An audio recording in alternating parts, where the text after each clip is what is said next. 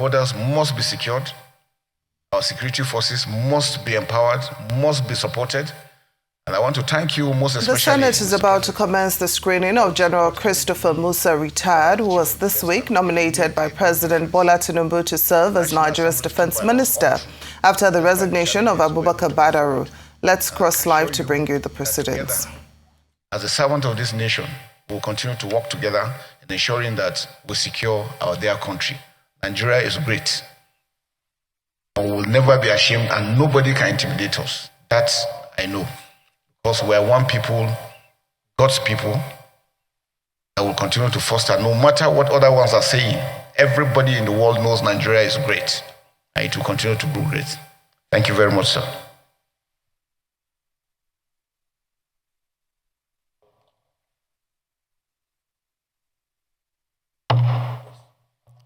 Brevity is the name of the game. Let me, if you don't mind, an elder statesman, one of the landlords of the National Assembly, let me start with your second landlord. Unless you want me to start with you. Okay. Deputy Senate President. Thank you, Mr. Chairman. The President of the Senate is sitting as the Chairman of the Committee of the Whole. First of all, let me commend Mr. President for nominating the former Chief of Defense Staff to serve as a new Minister for Defense. I say this because he did very well when he was Chief of Defense Staff. He acted very well, worked very well to secure our country. And his relationship with all and sundry was outstanding. You call him at any time of the day about any problem anywhere in Nigeria, he will listen to you. Very, very friendly Chief of Defense Staff who was working around the clock to secure our country. I was very glad when I heard about his appointment. And to say the fact, when he was around, the tempo of attacks were going down. Was a statement by the President of the United States, which I think later propelled those who don't mean well for our country to begin to attack. I saw what happened in the southwestern part of this country when these issues of banditry and, well, not banditry, kidnappings and the rest, was trying to become the order of the day in Southwest. The leaders of Southwest, in conjunction with the military, and I think he was in charge then, were able to deal with that matter. And now the Southwest is the safest part of this country. Mr. Minister, Honorable Minister, Designate, that was done under your watch. It was done under your watch. And we praise you for that because of the collaboration we had with these people, with the people of the Southwest. Why can't we, use that kind of system that was used in the Southwest, in the Northwest, and indeed North Central, in order to deal with this problem? Some are even saying that these people are ragtag that could be dealt with if you continue the tempo that you started. Can you please assure us, because we have very much confidence in you, you've acted that we've seen, we know the resilience in you, we know how tough you are, you know how professional you are. Can you please assure us, because this is what we want as a country, that this matter will be dealt with once and for all? Thank you very much.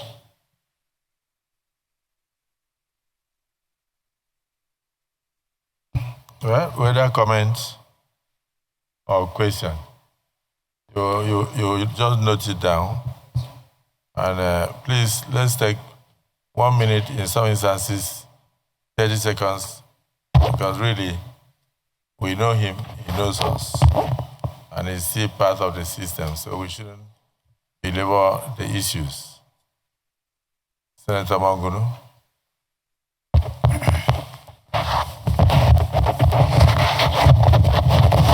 Thank you, Mr. President.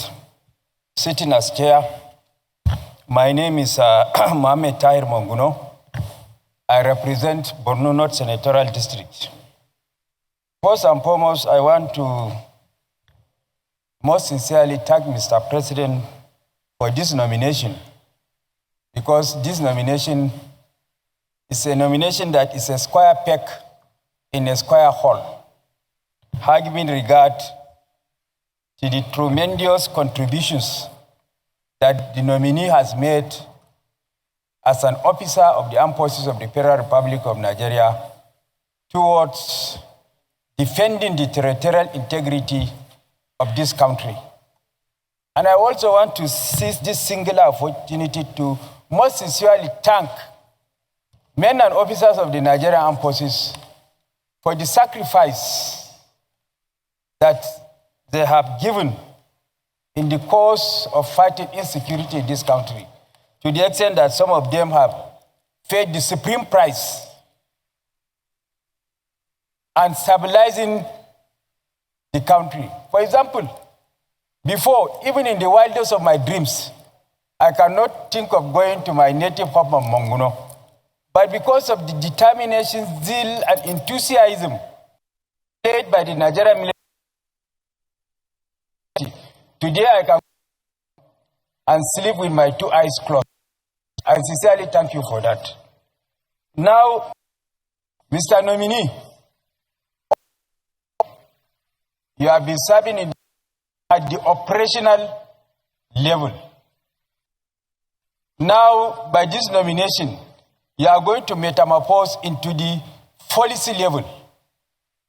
Now, what are you going to bring to bear based on your experience at the operational level to the policy level, escalated to the policy level with a view to bringing this fight against insecurity, the avalanche of insecurity across the nooks and crannies of the country, so that Nigerians can go to sleep with their two eyes closed and do their businesses without let or hindrance? Thank you.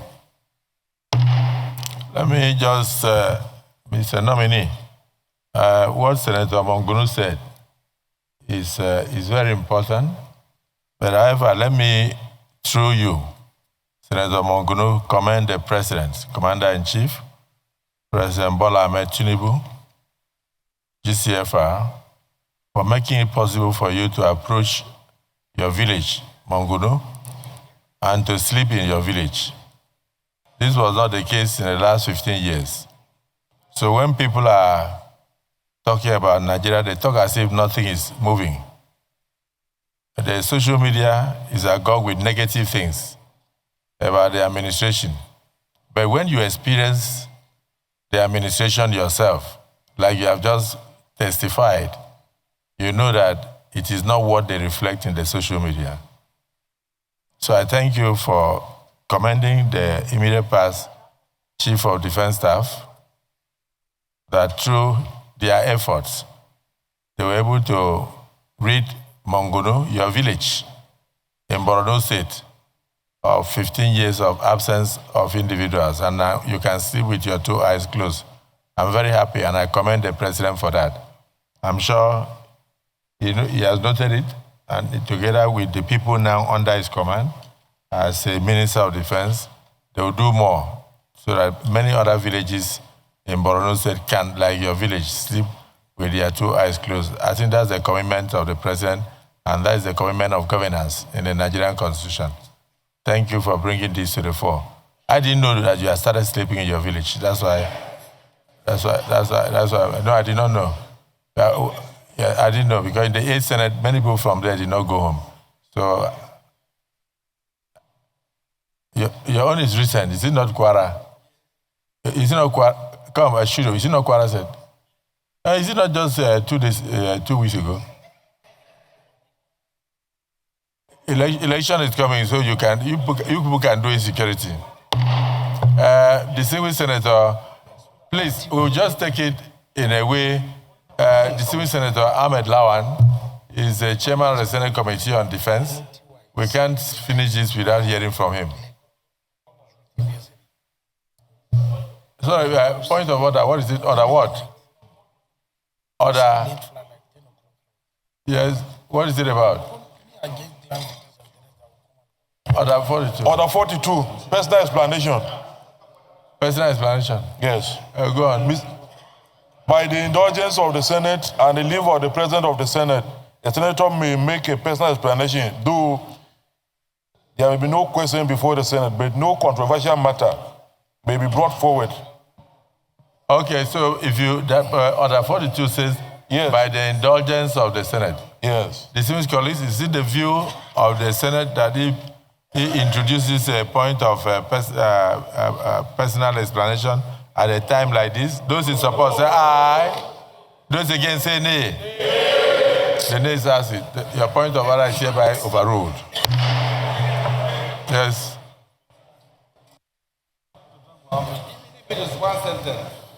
Thank you very much, Mr. President, sitting as chair. Very distinguished colleagues. I'm Ahmed Lawan. I represent Yobe Senatorial District.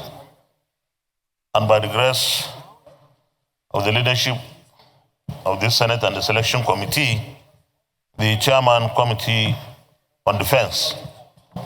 Mr. Chairman, I have a very first-hand experience of working with the former Chief of Defense Staff, the Ministerial Presidential Nominee, General C.G. Musa. Like you all did, those who spoke before me, let me commend Mr. President, Commander-in-Chief, Senator Bola GCFR, for this nomination. And it is a very significant nomination at this time. In fact, probably this is the only, as far as I can remember, the only ministerial nomination that almost everyone in the country is saying, yes, this is the right thing to do and is the right person to be.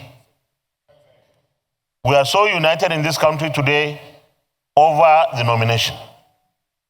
Mr. Chairman, while he was CDS, Chief of Defense Staff, when we worked together with him, I saw sense of duty, sense of patriotism, sense of nationalism, professionalism, humility, and firmness.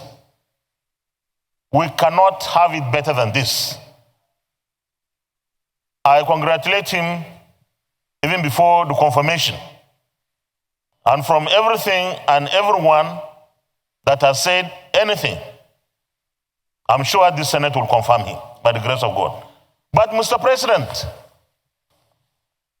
as much as we all know that this is a highly professional person, capable person, patriotic person, the Hausa man says, you don't approach fire with empty hand. Say, unless kokana da magani ko kai sharifi ne.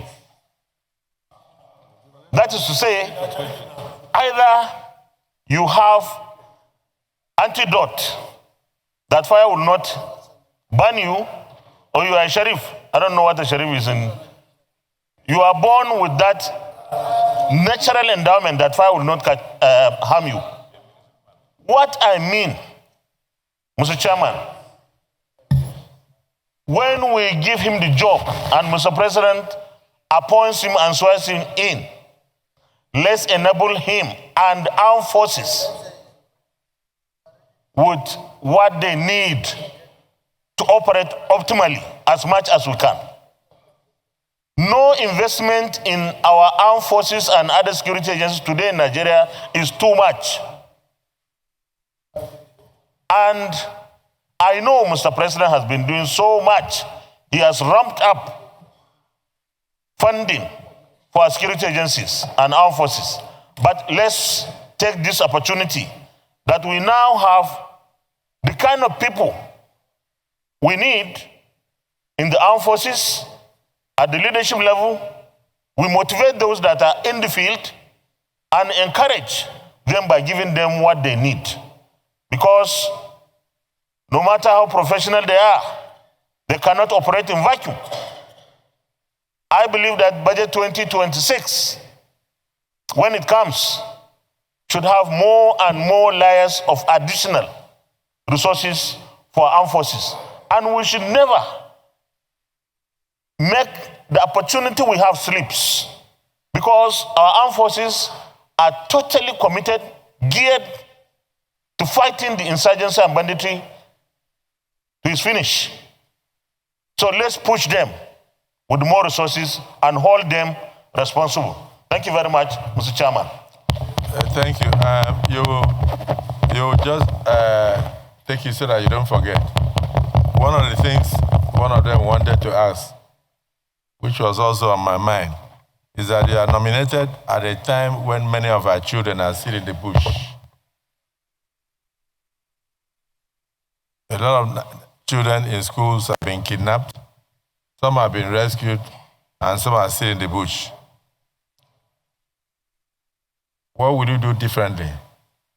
And how can you assure us that with this nominee, or with this nomination, that we are sure that you'll be able to work with a team under you to ensure the release of those children and to give Nigeria a better image? You may proceed to answer that, please.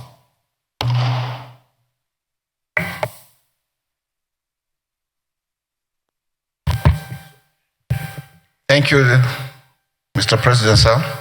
Distinguished senators. Let me start from the last one, sir. The issue of kidnapping of students, very unfortunate. But I think since last year, the Safe School Initiative was carried out. I think we need to look at it critically and make sure that it is holistic in its approach. Now, we must build the resilience of our communities because crime is localized.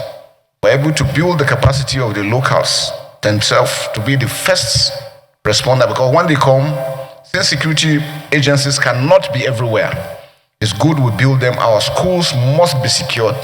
You see, most of the schools that have been built, you go and visit them, no perimeter fence, they are left exposed. Information conveyance, again, has been an issue. Before these informations are relayed, the use of technology. So, sir, we're going to make sure that we do a whole of society approach into addressing this issue of kidnapping of school. With technology, working together with the armed forces, the police and other security agencies and the communities. I think that's where the gap has been. We will be able to address that properly. I'll be able to also secure these children and to stop issues of kidnapping all over the country. Distinguished Senator Ahmed Lawan, sir, thank you very much, sir. I think one basic area we're also going to look at is accountability of the armed forces. Whatever funds is being made, we want to make sure that the funds are properly utilized. And I think that is very critical so that we can make sure that whatever it is we're getting are things that will help us and assist us in the members of the armed forces in carrying out their action. Senator Mongonusa, on the issue of policy. Yes, sir, I've been operational all through my life. Now the issue of policy, and I think that's very important, sir. What we have observed over time is that with the MDAs, we have not really been able to get the full support of the MDAs. I think one mistake we make is we think the armed forces can solve all the problems. The armed forces solution is just 20-25%. Majority has to do with good governance, building capacity, working together with all the other MDAs. The police has a lot to contribute. Civil defense, all other agencies, including Foreign Service, Ministry of Foreign Affairs, Interior. So we need to harmonize all this diplomatically, again, our neighboring countries, Cameroon, Chad, Niger, Benin Republic. We need to also reach out to them because if they're able to secure their own borders, it means our own borders will be secured. If theirs is porous, ours is going to be porous. And because we have more to lose, the terrorists that we're dealing with think Nigeria is so rich that when they come to Nigeria, they can make it. So anything they are doing anywhere, their target, end state, is to come into Nigeria. And that's why it's important that we must make sure that we secure our borders and deny them the entry. And then those ones that are within, we're able to take them out.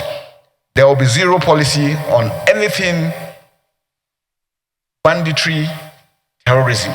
We're going to go out. I'll make sure that the armed forces will go fully all out, working together with the locals. Because like I said, sir, security is localized. We don't carry the communities along. We're going to continue to run in issues. So that's why it's important that we must bring them together, working with the state governors particularly. Why the Southwest seem to be doing very well, sir, is because all the governors agreed together. And that's why regionally, governors must come together, because 2, 3 are better than one. And that's why for us to them to understand that the bandits do not respect border. They do not at all. They are, in fact, where they get their strength is their ability to run when you attack them, especially around Sokoto area. They enter Niger. And once they get to Niger, you can't touch them until they come back in. And that's why I said it's important that for the multinational joint task force in N'Djamena, we need to also build up their capacity to hold up down towards the border with Mali and Burkina Faso, because we're beginning to have those, and that's why we're having those incursions into Kwara coming down southwest, and we must stop them not to get further than that. I think action has already been done and put in place. It is for us to harmonize all this, firstly to ensure that all the MDS know they have a role to play. And so one important aspect is our legal system that we need to look at. Most of our laws look obsolete, and because sometimes justice is delayed, then it becomes a problem, because once punishment is meted immediately and action is done, it serves as deterrence to others. And that's why I think critical that we must be. And so I mentioned that all the MDS need to do the legal service, the correctional service, the civil defense, all mining activities have to be monitored properly, because that's another source of funding. All areas that they are getting their funds for, we must look at those aspects and stop and prevent them. And like we said, sir, the ability to also monitor where the funds are going to. If we're able to do that holistically using technology, sir, we'll achieve so much. Thank you very much, sir. Just a minute.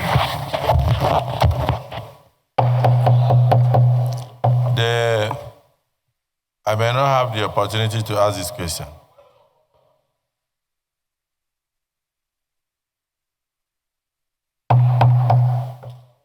Since I'm the one in charge.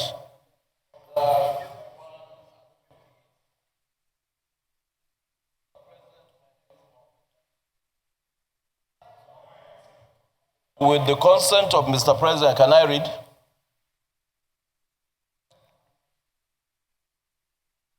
Notice shall not be dispensed with in this case of a motion or in respect of any other proceeding for which notice is required, except with the consent of the President of the Senate and the general assent of the senators present.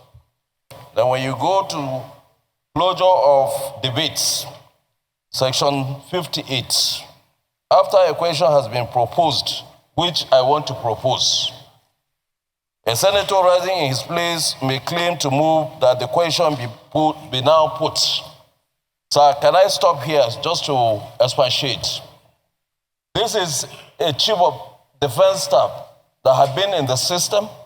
He knew everything, and we are talking about security, and he's going to man a ministry that will be handling security matters for this country. Very sensitive. So I believe that we have had close sessions with him severally, and some of the questions that will be asked here and the responses may not be well dispensed at this moment. So I feel we should just allow this gentleman to take a bow and go. Not carry. There's not. This is it. There is nothing no here. There is nothing no here. We have asked him all these questions before at closed session. Do you want to ask here? Mr. President is to rule.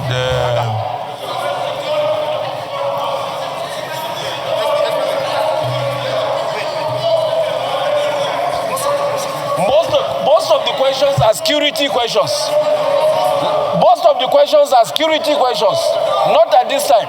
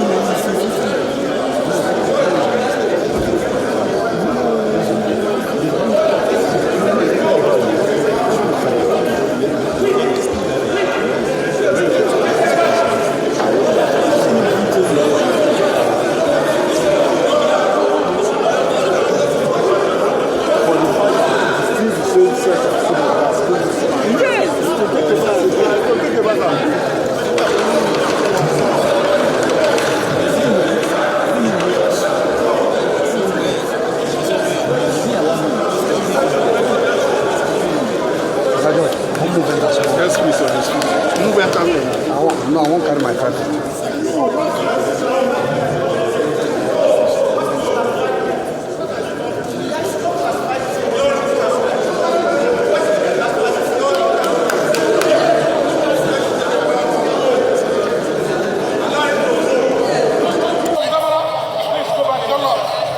Senator, may I get you to resume your seat? Off the camera. Please call the matter and score in the open. Let him go. It's not today.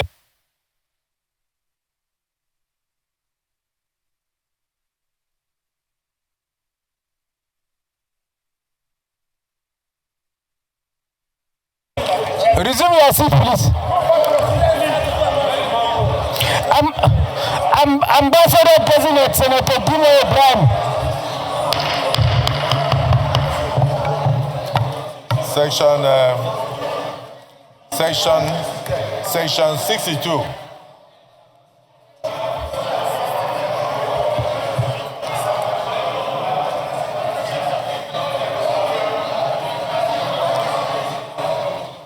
Senate standing orders. Senate standing orders 2023 as amended. Section 62. Open to section 62.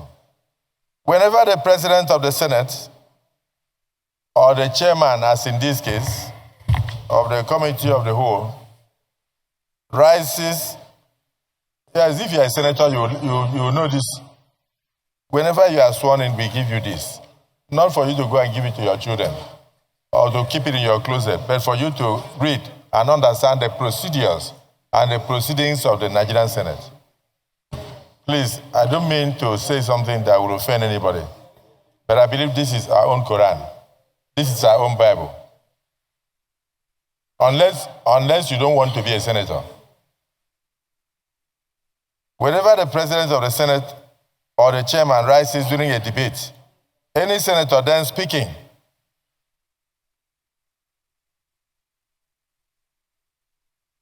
clerk of the Senate, have you noticed that at that entrance there's a lot of noise?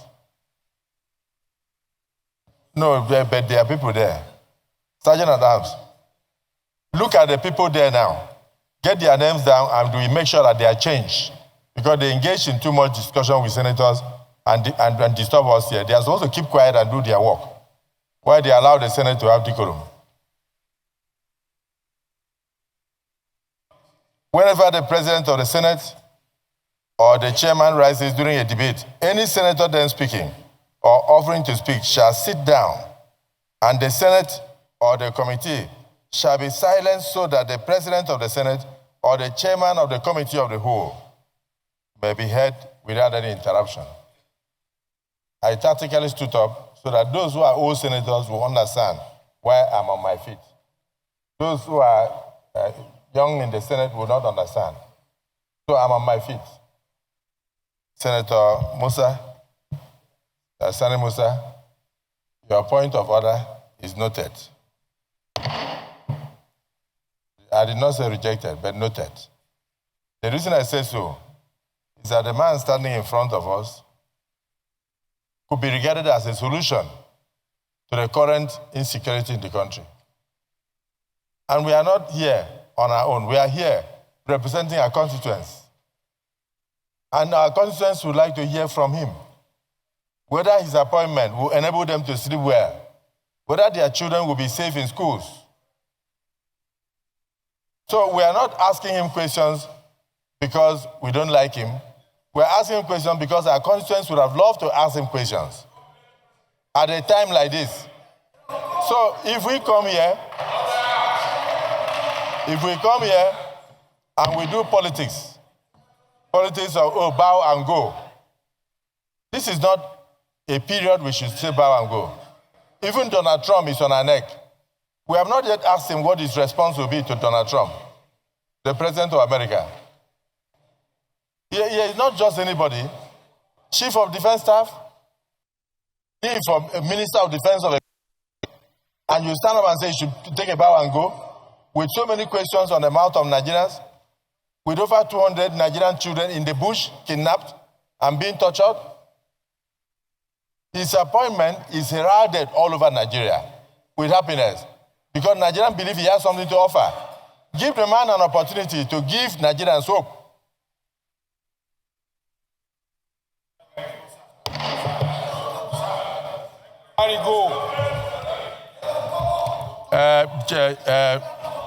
Mr. Nominee, you answer questions, but you will not give any strategic information on the strategy that you use to achieve your aims of securing the nation.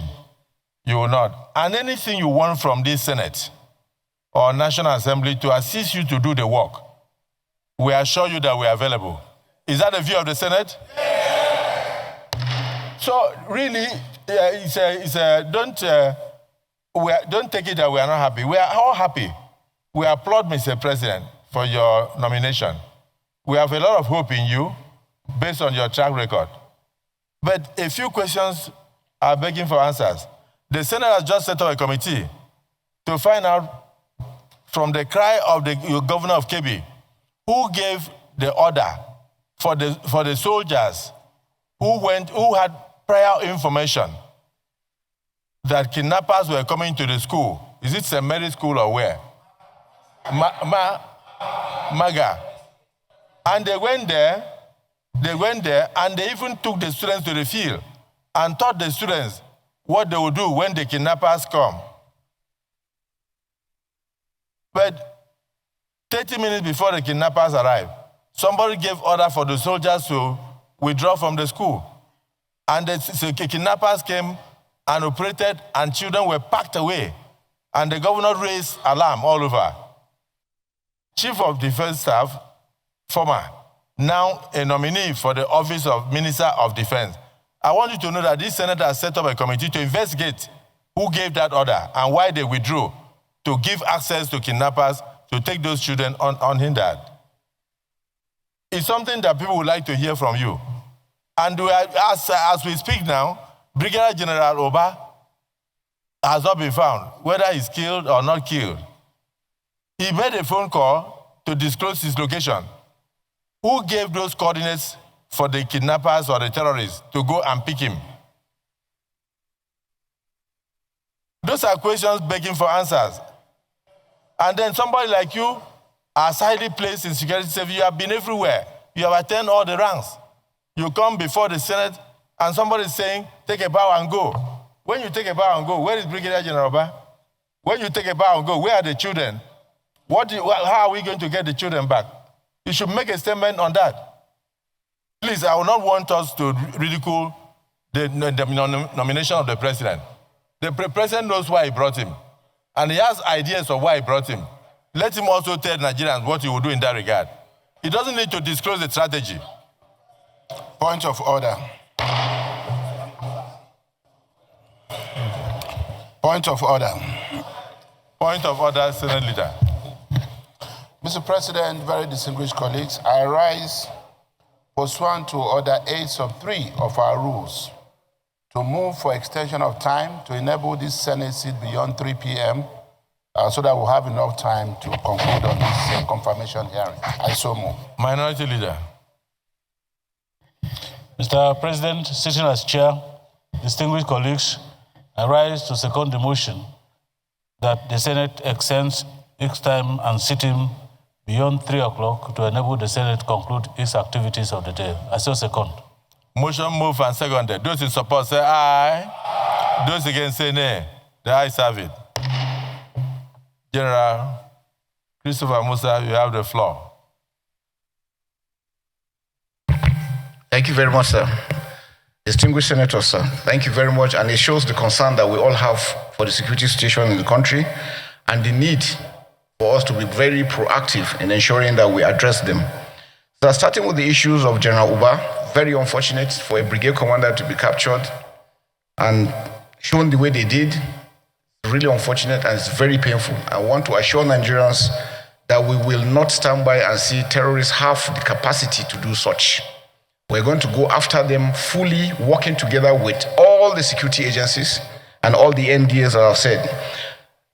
We're going to investigate fully. So I know the Senate has established a committee to look into that.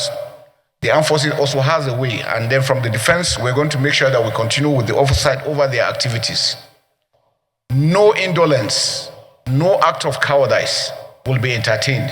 We're going to make sure that we follow them critically to see what they are doing from the commanders down to the troops. They must be professional. I was wondering how the general himself was alone when he's supposed to have his own troops with him. So there are questions that need answering, and we're going to get to the bottom of this. What happened? Who are those, including that one for the children at Maga? It is unfortunate that the troops will be there and then will leave and shortly something happened. It is unacceptable. And I can assure you, sir, we're going to investigate, and all those found culpable will face the law accordingly. I will make sure that we monitor all the activities of the armed forces and the security agencies, make sure that they remain very, very professional. Any information that comes will be treated adequately, and make sure that the troops also take action as quickly as possible. But I want to assure Nigerians that, sir, coming on board, having served 39 years all through my career in the armed forces, we have seen what is going on, we have understood what is going on, and we know what we need. All I'm appealing, sir, is that with your approval, once you come on stream, we're going to come back to you, sir, to show you exactly what we need for us to do better, for us to achieve success. We can win this war, but we must work together. We must get the support. Because I can tell you, no calling members, there are still a lot of gaps within the armed forces that is also mitigating against them be able to achieve success fully into what we're doing. And like I said, we need the state governors, we need everyone to be on board for us to be able to achieve that. So my assurance is, from day one, we're going to monitor and review all our activities, all the operations that we're doing. Where we have done wrong, we're going to take measures to address them. Where things need to be done, and then we're going to come back again, sir, because there are areas that we need your support. And like Senator Lawan mentioned, the issue of funding. Without proper funding, it's going to be extremely, extremely difficult. But I want to thank the Senate again, sir, for all the support, but to assure Nigerians and the Senate that we are going to spend everything that is required to ensure that there is peace in Nigeria. Our children are going to be secured and safe, but it's going to be that all of us are working together in ensuring that is achieved. Thank you very much, sir. Now we are happy with your answer. And just for your information, the Senate has already commenced a process. Just even this morning, we are designating kidnapping as a terrorist action. And and then we have also prescribed death sentence without any option of fine. We are going this route because we want to give you the enabling legal framework for people to know that either there's deterrent. If they are not deterred, then let them go ahead and they will face death sentence. So we are prepared to distinguished Senator Nengi. Thank you, Mr. President, for this opportunity. General Musa, I am extremely delighted, excited, like all Nigerians, about this appointment. Mr. President, this appointment looks like it. It looks tactical. It looks logical, and it is timely. The question I want to ask the General is, General, what is the problem of the Nigerian Armed Forces with technology? Example, why are we seeing these bandits with super sophisticated guns and our officers are confronting them still with AK-47? Thank you.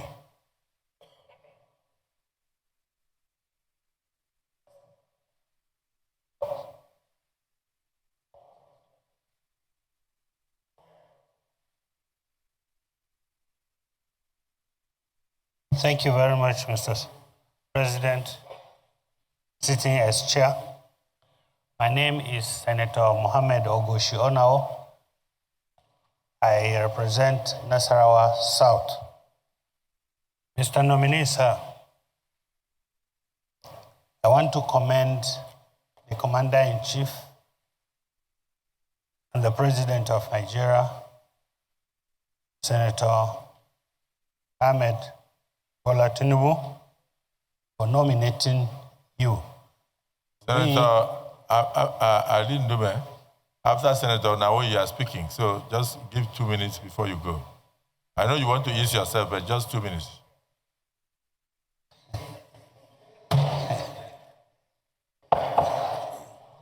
Sir, like the Senate President sitting as chair has said, and my other colleagues, to me, your nomination, it's based on popular demand. And I want to congratulate you for that. You have achieved a lot in your military career, and this is another chance for you to prove yourself. As such, you cannot afford to fail. To ask you what you are going to do to achieve this feat put before you, if confirmed, is like asking somebody eating food to drink water. As such, I know the Senate knows what you need to do. You know what to do. My only concern is that what the Senate President has said, there have been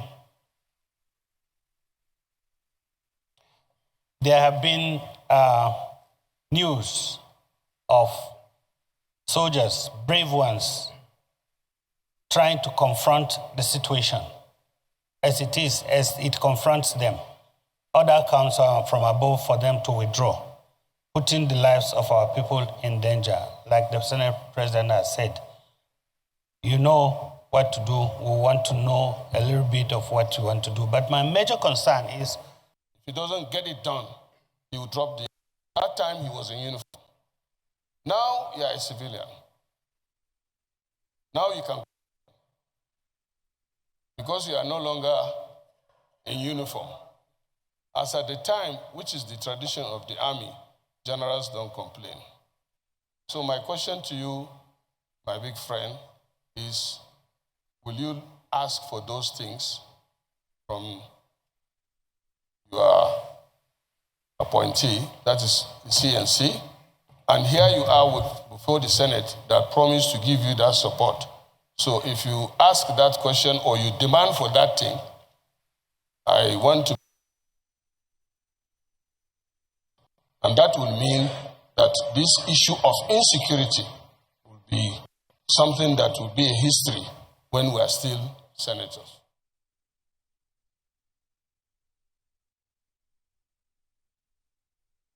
For that thing, I want to believe that the Senate will support you to get it.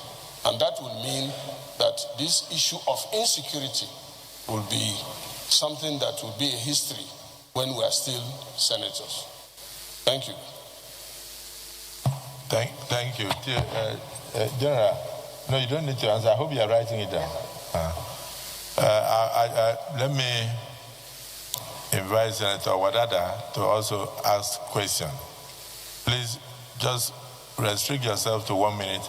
But in the meantime, Senator Wadada, accompanying the Chief of Defense Staff Emeritus and Minister of Defense nominee is Honorable Ajaraton Kulobali, Second Deputy Speaker of ECOWAS, and Honorable Bile Tunkara, the Fourth Deputy Speaker of ECOWAS. They are in the Parliament to observe the screening. And just on behalf of the Senate, I welcome you. And I thank you for coming, and I wish you journey mercies when you are departing. Merci beaucoup.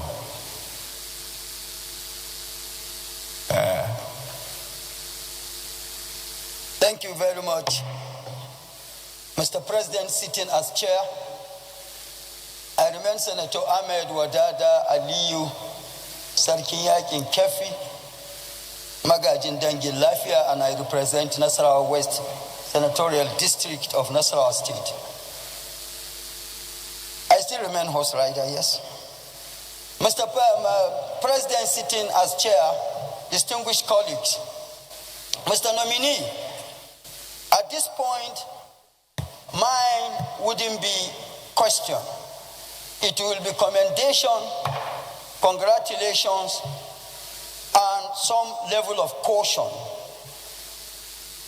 to the nominee. Commendation to say that truly by your nomination is why mine will not be a question. All the questions that I should have asked had been asked. But it's to say to you, based on where you are coming from, the commendations and accolades that you've gotten from my colleagues, is to say to you that I will be requesting the Senate to give you like what had not been done before. You will be approved, but in principle it will be probational. If within the first 6 months, these sensitive questions are not brought to bear in the affirmative, where is Brigadier General who authorized the withdrawal of soldiers 30 minutes before the operation?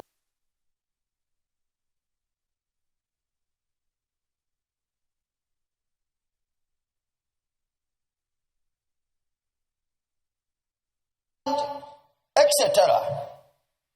are not answered, or no progress is seen by the Senate by kidnapping of the MAGA, 25 children in MAGA, and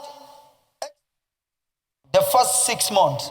This same Senate that members have applauded you, commended you, and will approve you, the same Senate will call on the president to send you packing,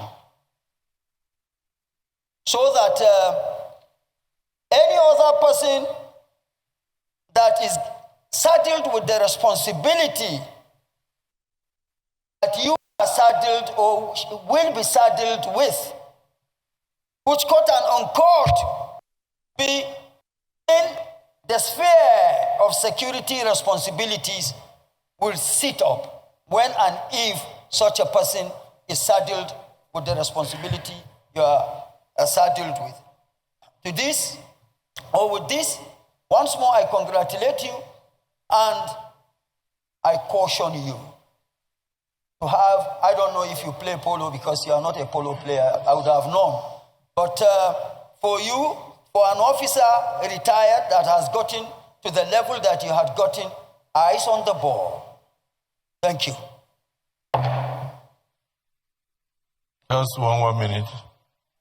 We take it like this until we get here. Or maybe because there are very few hands here, but I can start from here. Senator. If you want to hold at the back. Leadership, who in leadership? Huh? Who in leadership? Deputy leader?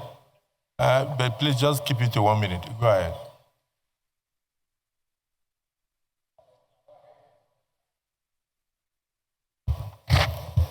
Your Excellency, the Senate President, Senator Ashiru,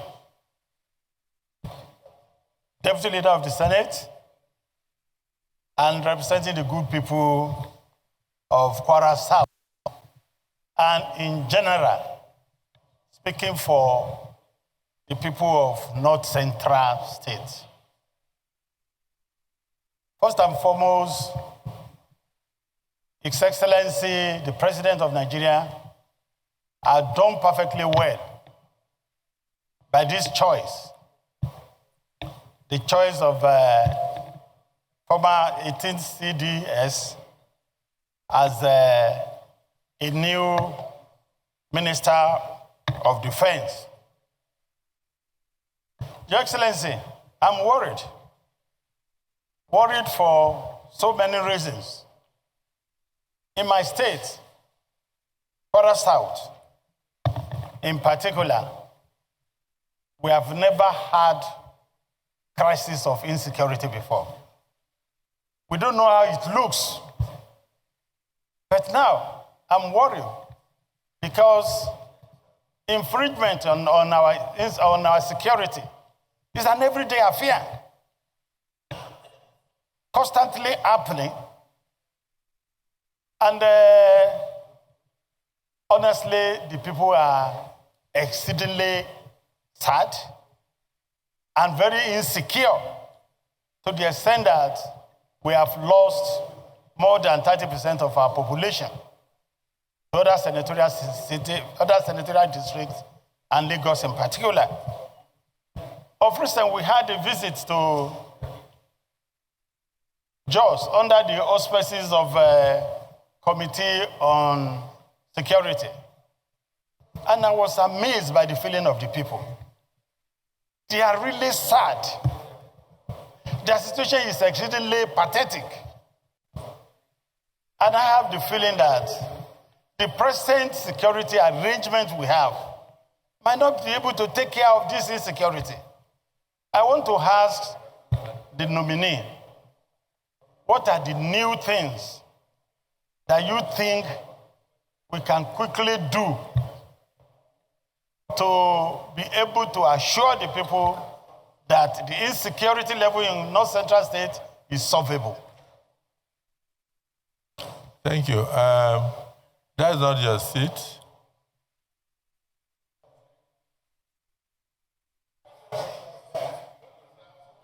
But you will only ask question on his seat. Yes, Senator Kawuden, Senator Fada Onsi, Senator Musa. Then we go to the other side too. He called me. He called me. But you know Fada should talk first. Don't you know that? He's not your mate. It's not my mate. Mr. President, my distinguished colleagues, who are you?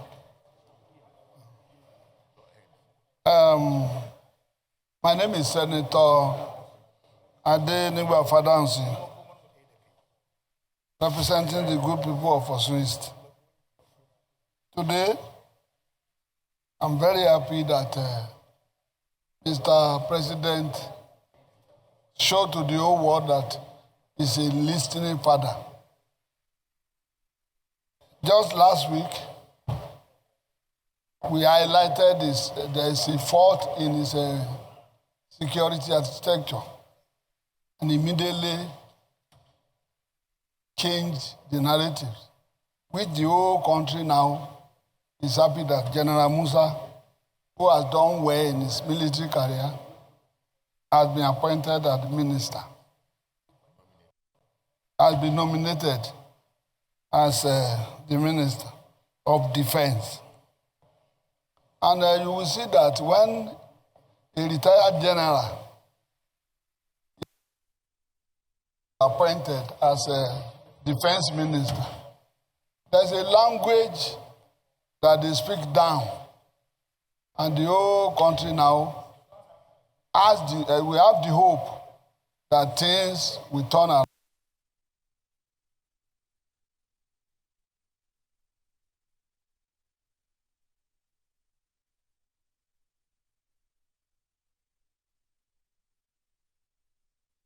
My question now, which he has partially answered, I've been asking them, can we really win this war? He said it's winnable. That by the grace of God, we will win. Our own is to cooperate with you, cooperate with the 001. That's our president, Senator Bola Ahmed Tinubu, GCFR, that he has been doing well for you. It is now your own place to take care of the young ones. That's the downtrodden army. That is the problem. If you encourage them and their packages are okay, they will go headlong to win the war. I'm very sure you will do that. And with the prayer warrior you have at home too, all of us will continue to pray for you. Today, Nigerians should go and learn how to sleep and pray for you that you will succeed. Thank you very much, sir.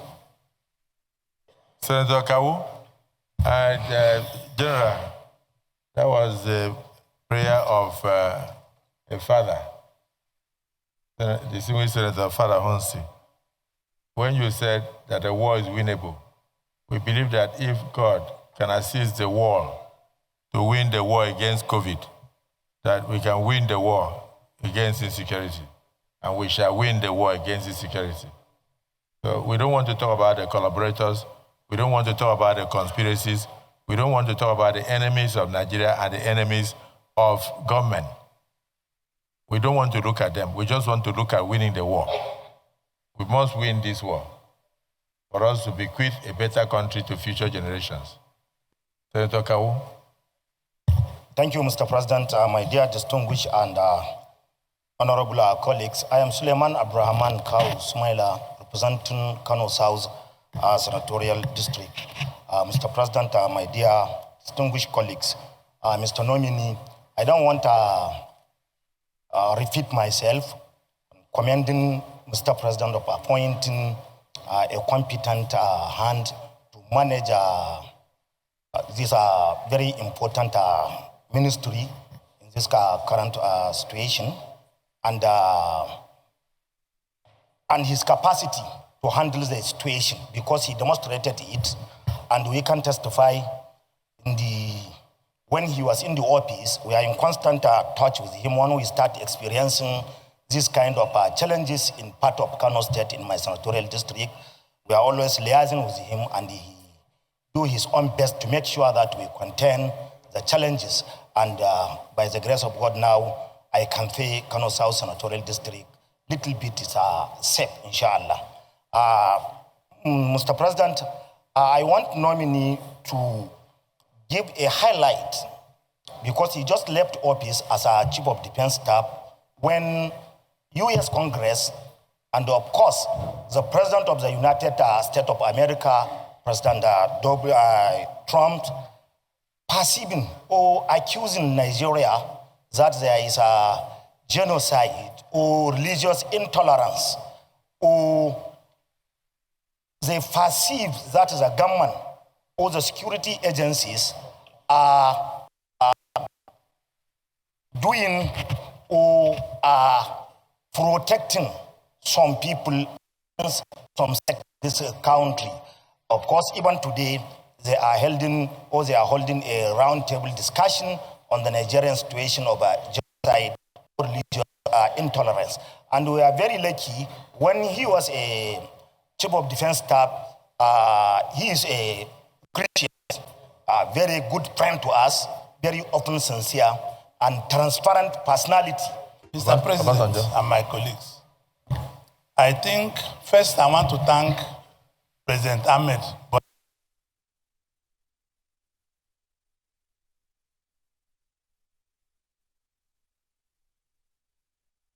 opinion as a very competent man, myself and Chairman Ahmed Lawan, Committee on Defense, we work with him.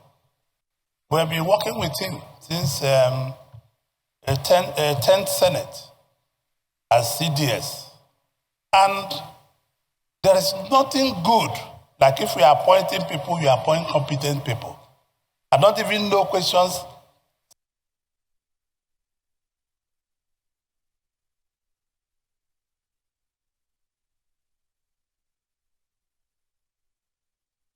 If there's anything you give in Nigerian army, he has it. But my advice, I don't want to ask him a question. My own is advice. Don't believe on only gun.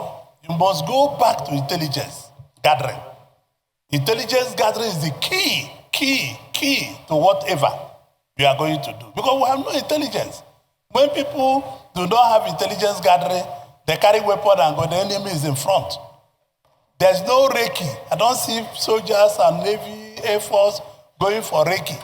Both air recce or ground recce. They don't do that. And when you go there, they have laid ambush. We will lose our soldiers. As a Minister of Defense, how will you address the issue? I want you, the issue of wiping out causes. I want you to advise Mr. President. You wipe out a cause totally. Like if you were cause 38, if you appointed CDS, every other person in cause 38 will retire. We have used money to train you people. And it's Nigerian people's money. So how you are going to address this issue as a defense minister? In terms of security, how are you going to control the service chiefs to be one? There's no love among the service chiefs. How are you going to coordinate them to make sure, because the essence of a defense minister is to coordinate all the service chiefs and all the agencies related to it. We have almost 42 security-related agencies in Nigeria. How are you going to come out as Minister of Defense to make sure that everybody speaks with one voice and you go back to President Tinubu to advise him brilliantly? Because we are not soldiers, you have been given the highest honor by appointing you Minister of Defense. So you must pay a very good attention to the service chiefs, to everybody. It's your duty. Service chiefs are not independent of you. Service chiefs are supposed to report to you. And that is what it should be. And you make a decision and go back to the President of Nigeria to advise him. It's not a multiple thing. You must follow that line. This is what is done all over the world. And you must also brief the President on the things that are realistic, not just things you like. Like my colleague, Kawo, was asking you a question. Just one moment. What he's trying to ask you, is it genocide in Nigeria? Did anybody, I know people are killing people. If they go to Zamfara State and kill people, the people they will kill are Muslims. If they come to Abia State and kill people, the people they will kill are Christians. They go to Plateau, Benue and kill people. They go to Meduguri and kill, they will kill Muslims. So the question is, do you subscribe that Nigeria, we must work as one? Do you believe that people are being killed, not based on their religion, but they are based on terrorists killing people? Thank you, Mr. President. Let me stop so far. Thank you very much. Even if you want to continue, you can come to your house. Senator Joe Ibrahim. Thank you very much, Mr. Senate President, and my very distinguished colleagues of the 10th Senate. My name is Jimo Folorunso Ibrahim, representing the good people of Ondo South from Ondo State. Let me say this one very clearly. I most sincerely join my colleagues to commend President Bola Ahmed Tinubu for nominating you as the Defense Minister. But let me say clearly, Mr. Senate President, all over the world, military only account for 20% of counterterrorism. There is nothing you can do that you can score more than 20% of counterterrorism insurgency. Therefore, yes, we need the budget, but Mr. President will not give you the entire budget. Because 80% of success factor, Mr. Senate President, is still hanging somewhere beyond the military. At the Senate here, under the Senator Okoyemi Bamidele, as the Senate President generously approved, continued discussion of the security summits in the 6th geographical zone in Nigeria is still ongoing. That action alone accounts for 10% success of counterterrorism in Nigeria. People are involved, legitimacy of the people are involved. General Musa, you know, with due respect to you, aggression will not solve the problem. There are many other issues. Relationship, interpersonal relationship. The Senate President and the President of Nigeria are liberalists. They believe in cooperation and collaboration to distill an order to create peace in the firmament of the Federal Republic of Nigeria. The army cannot be an exclusion of cooperation and collaboration in solving insurgency and security. Regrettably, I won't be able to take much of the generosity of the honor given to the Ambassador President of time. I will write a personal memo to you on how to go about the 80% other factor, which the President must be aware of. That the President will be generous with the army and the military. He wants a greater efficiency. He has been calling for meetings virtually every other day. This Senate under Senator Akpabio had moved and spent money to hold security summit in the 6 geographical zones in Nigeria. They want peace in this country. But regrettably, the totality of the military of Nigeria, including of Donald Trump, cannot solve beyond 20% of counter-terrorism. You know this is the practice in war fronts. Me and you know we are experts in this field. There is nowhere in the world where military has gone beyond 20% success factor.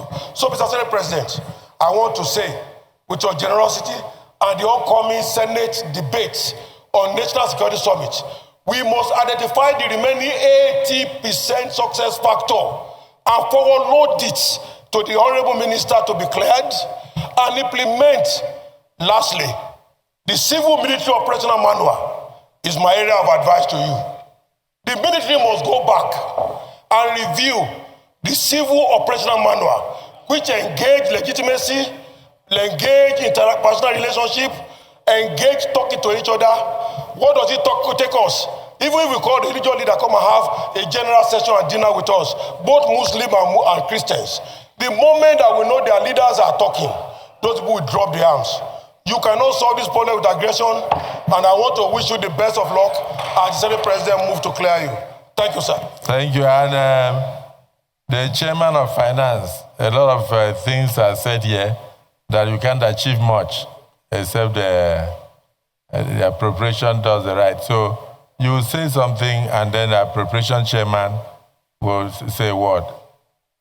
Chairman of Finance, distinguished Senator, ranking Senator Sani Musa. Mohammed Sani Musa. I am representing a senatorial district that have been so inflicted with this issue of insecurity. But first, I will also join my colleagues in congratulating Mr. President at this most very difficult time in the history of this country to be able to make this decisive decision in appointing the immediate past Chief of Defense Staff as Minister of Defense. More has to be done in that cycle. And I believe that with the coming of General Christopher Musa, there will be a lot of changes. And I have been interacting with you, especially in the area of funding. There is no country that will run its security architecture without funding. We will not allow our Minister of Defense or Minister of Defense going hand in cap for funds. And that is the reason why I think Mr. President chose you as the competent person to be there, because you have been navigating very well with the Ministry of Finance. That being said, I want to also commend Mr. President for making this choice. We have a lot of young officers that have been retired. Most of these young officers that are retired are not even prepared for their retirement. And at a time that a country is facing so much of security challenges, most of them are not businessmen, most of them are not politicians, are gentlemen, are military officers. They have been trained. They have gone to many countries, trained in warfare and everything. There is no better time that we need them like now. As Minister of Defense, can you propose to Mr. President the need to have a reserve army, Have we reached a stage that we can now start thinking of bringing back a unit like the National Guards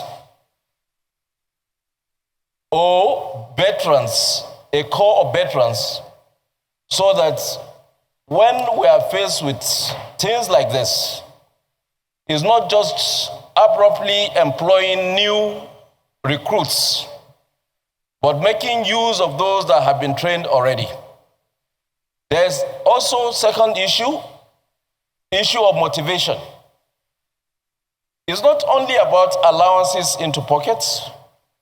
There are so many other motivating factors that you can create to enhance the agility of the armed forces. And then Nigerian youths too. A lot of people today, seeing what is happening on the social media, especially when you see a soldier going on social media,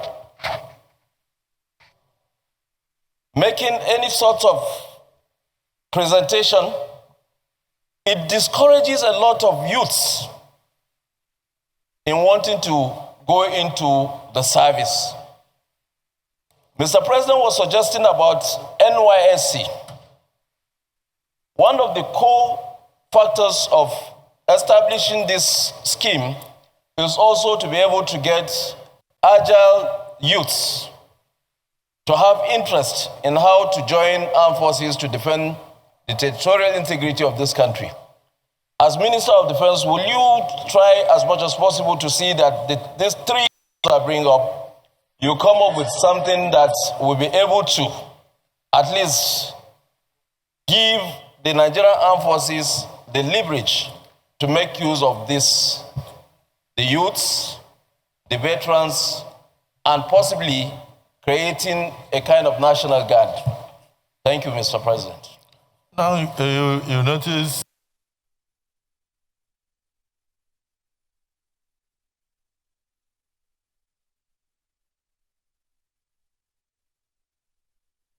Senator Olamileko. Thank you very much, Mr. President. Very distinguished colleague. Mr. President, sitting as chair, let me join my colleague and the entire Nigerians in thanking Mr. President for bringing back General Musa Christopher. Mr. President, I'm one of the very few Nigerians that was disturbed when I learned that General Musa Christopher was retiring. But in a way, because of his good deed while he was in office, I know that definitely along the line, the president will give him another assignment. I never believed or thought he would be nominated as a minister. But immediately, his name was announced as the new Minister of Defense Designate. It comes with a lot of applause and good commendation from Nigerians for one singular reason, because Nigeria feels it's a round peg in a round hole. And as such, a welcome development. Sir, I want to say this. When you came on board in 2023, May 2029, when the president assumed office, and you swing into action, there is a lot of reduction in all these incidents that we have, kidnapping, banditry, and everything, that in 2024, the report is there and it's clear that we have the lowest number of kidnapping and banditry in the country. Not until recently again, when you are about exiting office, that we have this sporadic rise in banditry, kidnapping, and terrorism across board. Nigeria would like to know, what brings about this sudden rise again in banditry, kidnapping, and this terrorism act across the divide. Today, you are the nominee of Mr. President as the incoming Minister of Defense. Nigeria will equally wants to know what are the strategy, even though without full disclosure, that you will put in place to bring back the good old days while serving as the Chief of Defense Staff of this country. I so submit, Mr. President. Thank you. Distinguished Senator Oshimole. God bless the President. Sir, I join in commending the nominee, and I was very inspired by your opening statement. But the last word you used, I was a bit confused. When you said, we can win this war, I thought that is begging the question. What we expect from you is assurance. We will win this war. We shall win this war. Not can. Can is about potential. We have talked too much about potentials. Under your leadership, Nigeria will win this war. Under President Bola Ahmed Tinubu, we shall win this war. That's the kind of assurance we want. That's it. There have been a couple of observations that people have raised. When young men and women are kidnapped, state governors and other stakeholders are panicking, people are responding differently. For example, we have seen reports of armed terrorists coming out of the bush and negotiating with a subnational government. And people are like, how can we negotiate? And on the floor of this Senate, many distinguished senators remind us that people know where these terrorists are. They know their roots. And in any case, if they didn't know them, how do they negotiate with them? Because once the armed forces is demystified, there is no state. It is the power of the state. It possesses the monopoly to use instruments of violence to liquidate anyone who threatens the existence of the state. So for many people, they can't understand why the state or anybody purporting to represent the state will negotiate with bandits. They come to the city, and then after negotiations, they go back. There are other stories that one cannot verify about people wearing uniforms or people they have killed, so on and so forth. Like has been said, I don't think any one of us here has any iota of doubt. If anything, I have been congratulating many people who come to me that yes, for several reasons, your appointment is a bold statement, even to enemies of Nigeria outside Nigeria, who sought to polarize our country along religious line. Your appointment has shut their mouth down. So, in all respect, I'm pleased, I'm happy, my confidence is reinforced. But sir, I need you to change your statement that we shall win. Number two, whether or not it makes sense for the state or sub-nationals to negotiate with terrorists, carry weapons into the city, and then going back, as we see, these are reported from time to time, and we have seen governors saying after successful negotiations, they have achieved something. We just need some assurance from you. I think that is all. Your competence is not in doubt. The president's capacity to identify competent hands has never been in doubt. I ask somebody here, have we ever condemned any? I think you are yet another addition to President Bola Ahmed Tinubu's determination to put not round peg, square peg in a square hole. That is what you represent. But I don't need some assurance to tell my children they don't have to worry. We have a new sheriff in town. Thank you very much, sir. I think you spoke the minds of all those whose hands are up. Because, which side? Okay, say something. No. You know, thank you, Mr. President. You know, there is another screening of some ambassadors going on. That's why a lot of senators are moving there to go and contribute. So, thank you. Just if everybody here is just to ask questions, little time. Can you write down the questions you cannot ask? Can you write? No, you have asked me to speak. Thank you, Mr. President. My name is Senator Victor Ume, OFR. I represent if you cannot Anambra ask questions, can you write it down? I represent Anambra Central Senatorial District. Mr. President, because a lot of time has been taken in putting questions, I just want to, not to be repetitive with what others have said. When General Musa was withdrawn as Chief of Defense Staff, I was very apprehensive. I was very sad.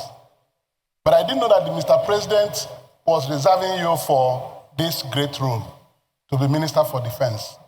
So now that you have come back, my hope is renewed that somebody who will do the work with experience has come back. You were general in the army.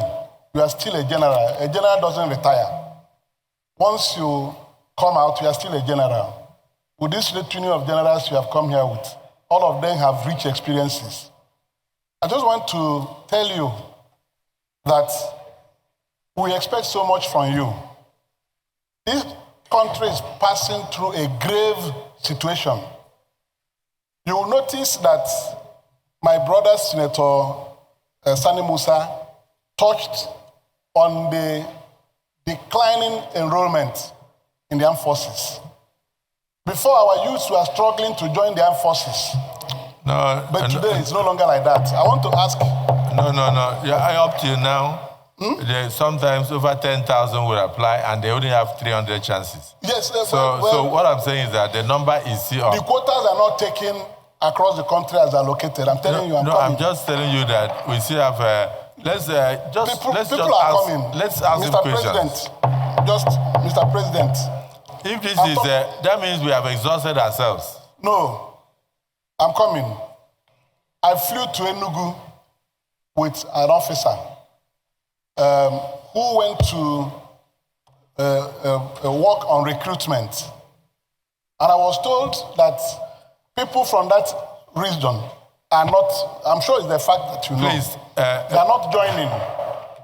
Because they say that when they join, they are sent to the northeast, where they die. Senator, restrict yourself to the issues, to the subject matter. Screening of the nominee, not your discussion with another. So I'm telling you right now that even today, even if it's immigration, they oversubscribe. If the army oversubscribe, how can we be talking like this?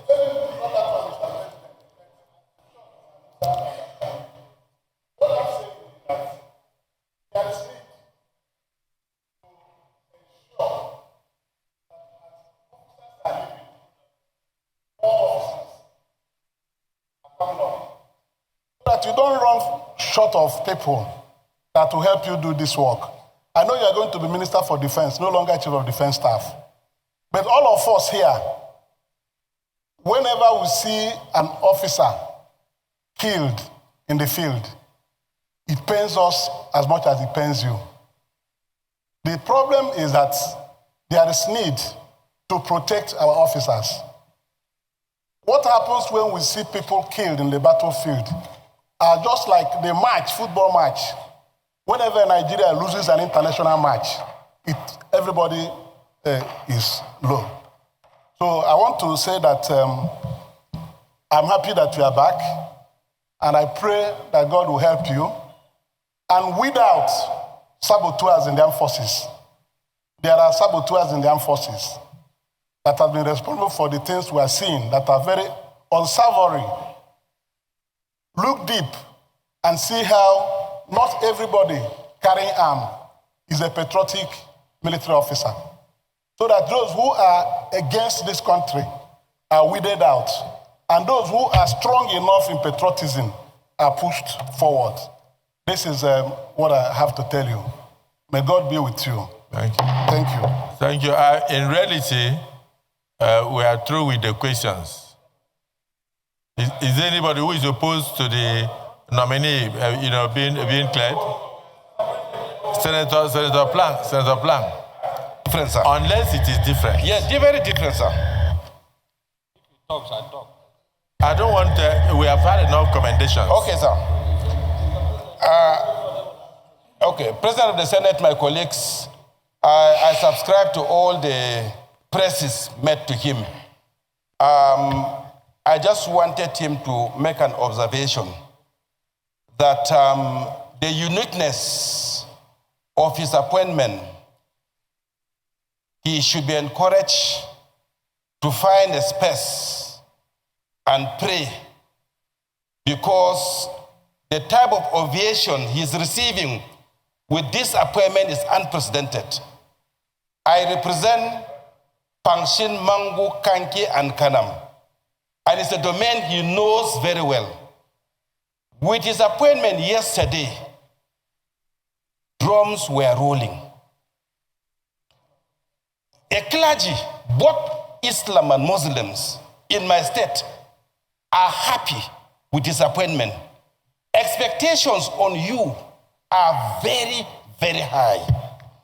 Sir, with my stay in this Senate for the past two years, I've never seen where the Senates are on the same line on appointment like your own.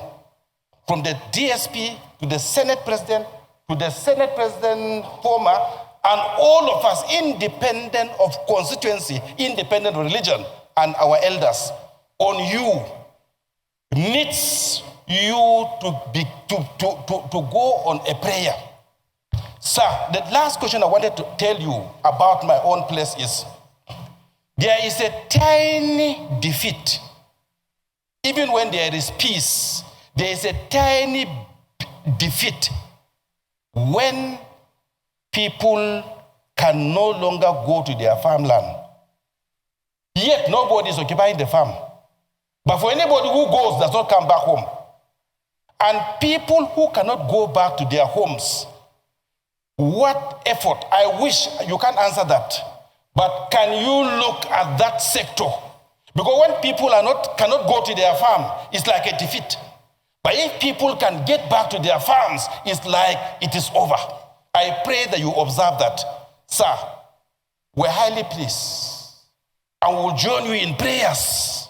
Because your success is our success. What the president have done, we feel he has touched us at the right place. So may God Almighty grant you success. Thank you. Tumba Benga Daniels, distinguished senator. Thank you, our president. I'm Senator Benga Daniel, representing Ogun East, and I'm the chairman of the Senate Committee for the Navy. I won't spend more than 1 minute, just 3 quick questions. The first one is on the definition of terrorism and banditry. I'm aware that the armed forces have been armed strong in recent times because they have not been able to deploy fully, because there are arguments about whether terrorism. If we all agree there is just a thin line between the two and allow the armed forces to deal with terrorism, we'll get better results. My second question is very simple as well. Now that we are debating on the propriety of having community-based police, state police, etc., I want to know the position of the incoming minister, what he thinks about community policing and state police. And finally, it's just a short advice that the country having waited for so long, I will advise him to set for himself a 100-day action plan, so that in 100 days, you can come back here and say, the battle has been won. Once again, congratulations in advance. Lalong. Thank you, Mr. President. My distinguished colleagues, Simon Lalong, representing the good people of Plateau South. Mr. President, while others were saying they work with General Musa or they know him, for me, I live with General Musa before retirement and out of retirement. It's interesting, Mr. President, that is from Jos that he was met. He lives in Jos. And he was, don't forget about being born in Sokoto, that he was met the Chief of Defense Staff. When he retired as Chief of Defense Staff, he was in Jos. Very lucky at a prayer. 2 days after, he was recalled from Jos as the Minister of Defense. So I know him as a fine army officer, and I know him as a fine civilian. As a fine civilian, because he's a great golfer, and we play a lot of golf with him. When you see him in the armed forces, it's wonderful. But as a civilian on a golf course, he looks as a civilian. That will take me to one portion, because shortly before he left the army, I followed keenly when he gave an order, and I think that order was in Jos. That order was one of the orders that I believe was very, very firm and was leading to commitment. Because usually in the army, they will tell you that the army is not police. If they are carrying operation, they are restricted. But for the first time in my life, I will say, he said, look, engage them. When you engage them, they engage you, fire back. He said, where you see this, go back, go on them. That was the only thing that we wanted to hear in Nigeria. Unfortunately, after that, he was retired. And shortly after the retirement, by the glory of God, today he's back again as Chief of Defense Staff. So only 2 questions. My General, are you really going to keep to that?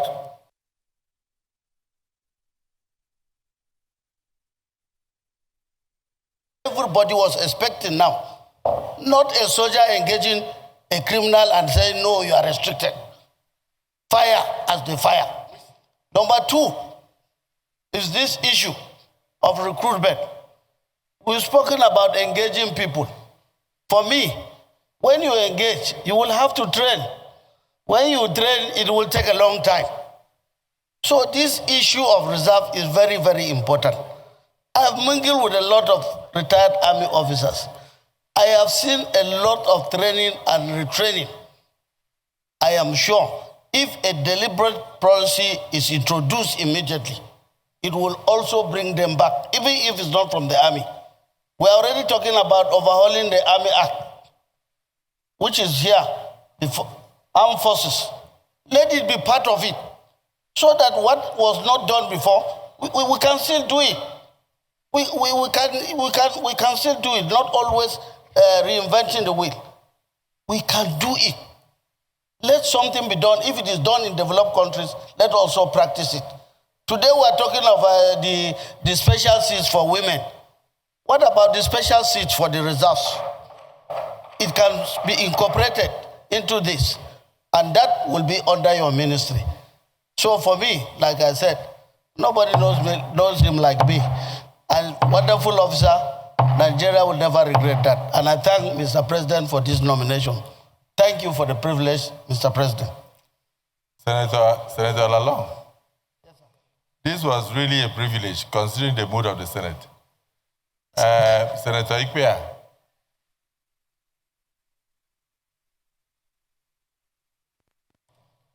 Mr. President, distinguished colleagues,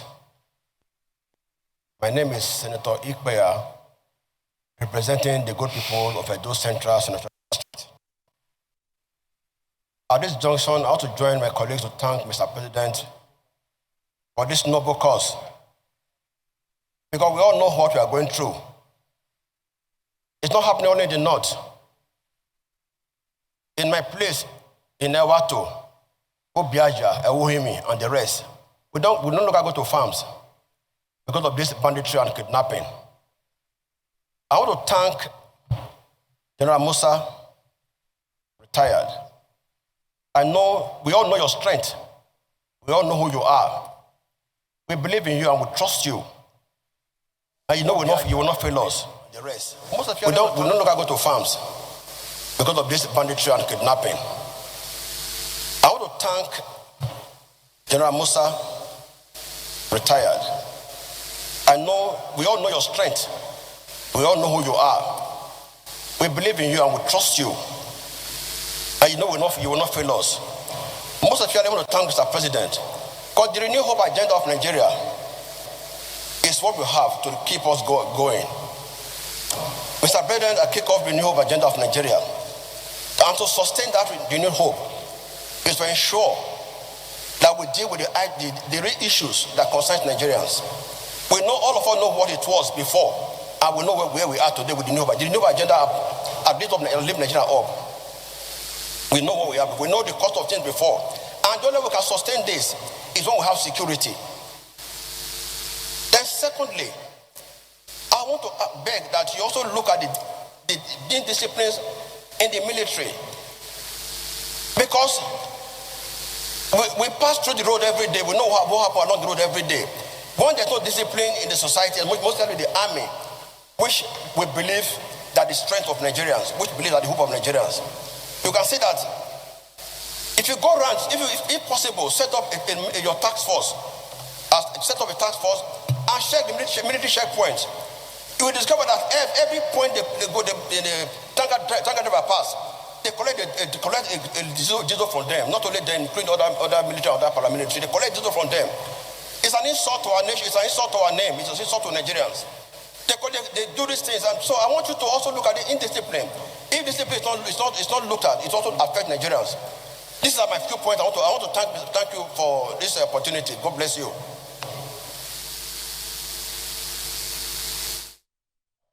One can say that beyond football, one issue that has brought Nigerians together is the nomination of General Musa as Minister of Defense in this country.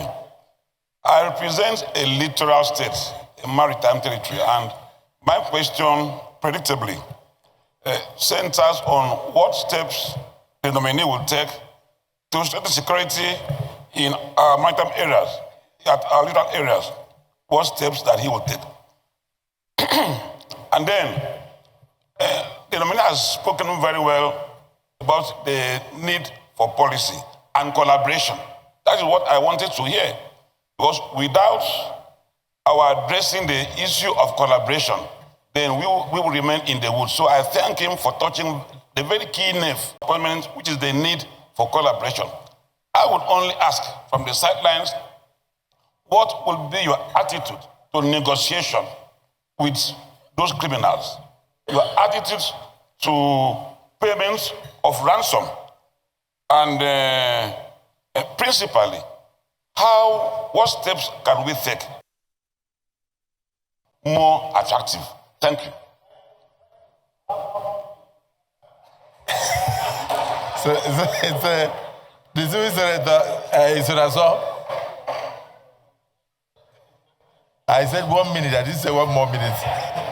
Well, thank you, Mr. President, my distinguished colleagues. My name is Osita Ezunaso. I represent Imo West. Mr. Nominee, I'm going to be very brief. When you came here 2 years ago, you gave us proper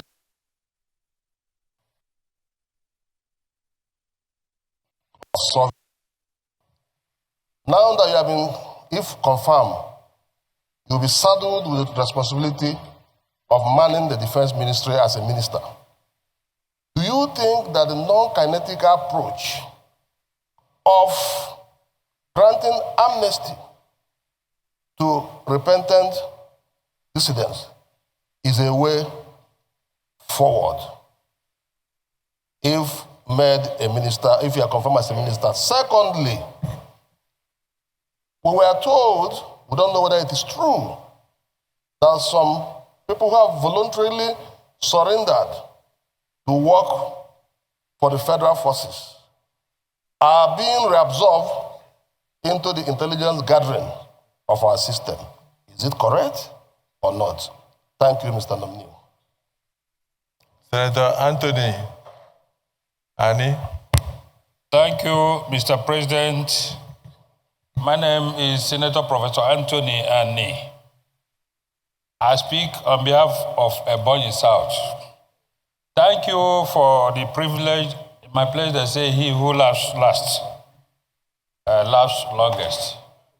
Now, security, we all know, is of much concern. Any question for the nominee? I'm coming, sir. Just let me finish the statement. I put addendum. You are going to lecture? No, not lecture this time. So it's of very much concern. Now, the basic question I want to ask, there are two of them. Now, would you, General Musa, I hope you would know the difference between your office now as a minister and your previous office as a defense, chief of defense staff. If he doesn't know, you can go and teach him. Secondly, I want to advise that his job should be such that he works in very close synergy with all these. Are you the president? Chiefs, are you the person who all appointed the him? chief of The person who appointed him will advise him. In the sense that if there is no harmony between them, there is bound to be misfortunes along the way. Point of order. So, Order 52A. A senator at all time must confine his observation to the subject under discussion and may not introduce matter irrelevant thereto. Professor Ani, you are asked to ask questions, not to give lecture, as whether he knows the difference between his office, the new office going to occupy his former office. No, not lecture. Ask him question. And so submit. The question is, that brings me Point of order is sustained. Senator Ani, that is why it's not good to speak for the sake of speaking. So your time is gone.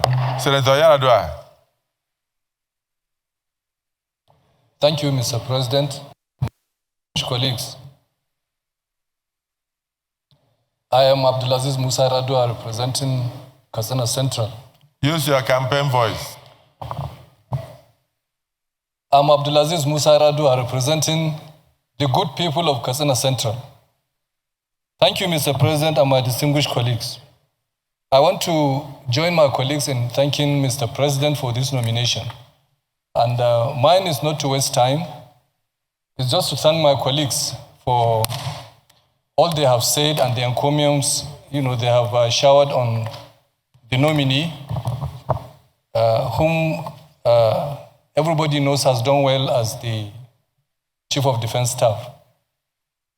I want to lend my voice to call still on the need to empower the armed forces, especially now that we have this insecurity that has escalated in the nation. You have come just at the right time, and I believe, by the grace of God, you will do very well based on your past performances. So I want to pray that God in His infinite mercy should guide you and protect you and give you the wisdom and strength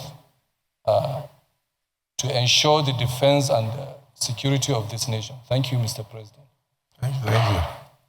I was looking at the chief whip to know whether he has 1 more minute. Okay, so I want to thank all my colleagues because I think we've been very fair. The screening of ambassadors is ongoing, so some of you have been going there and coming back, and I thank you for your patience and all your contributions. The Nominee, you see why I told you to sit down? You can run off with some of the questions you can remember. The ones you cannot remember, write them down and take them to your office. Thank you very much, sir. Thank you, Mr. President. Thank you, distinguished senators. So from all I've gathered, it shows that everybody is following up with the issue, everybody is fed up, and everybody wants things to be done differently. And those are the things we're going to do to make sure that we have peace. Like Senator Shomole mentioned, we will win, working together as a team.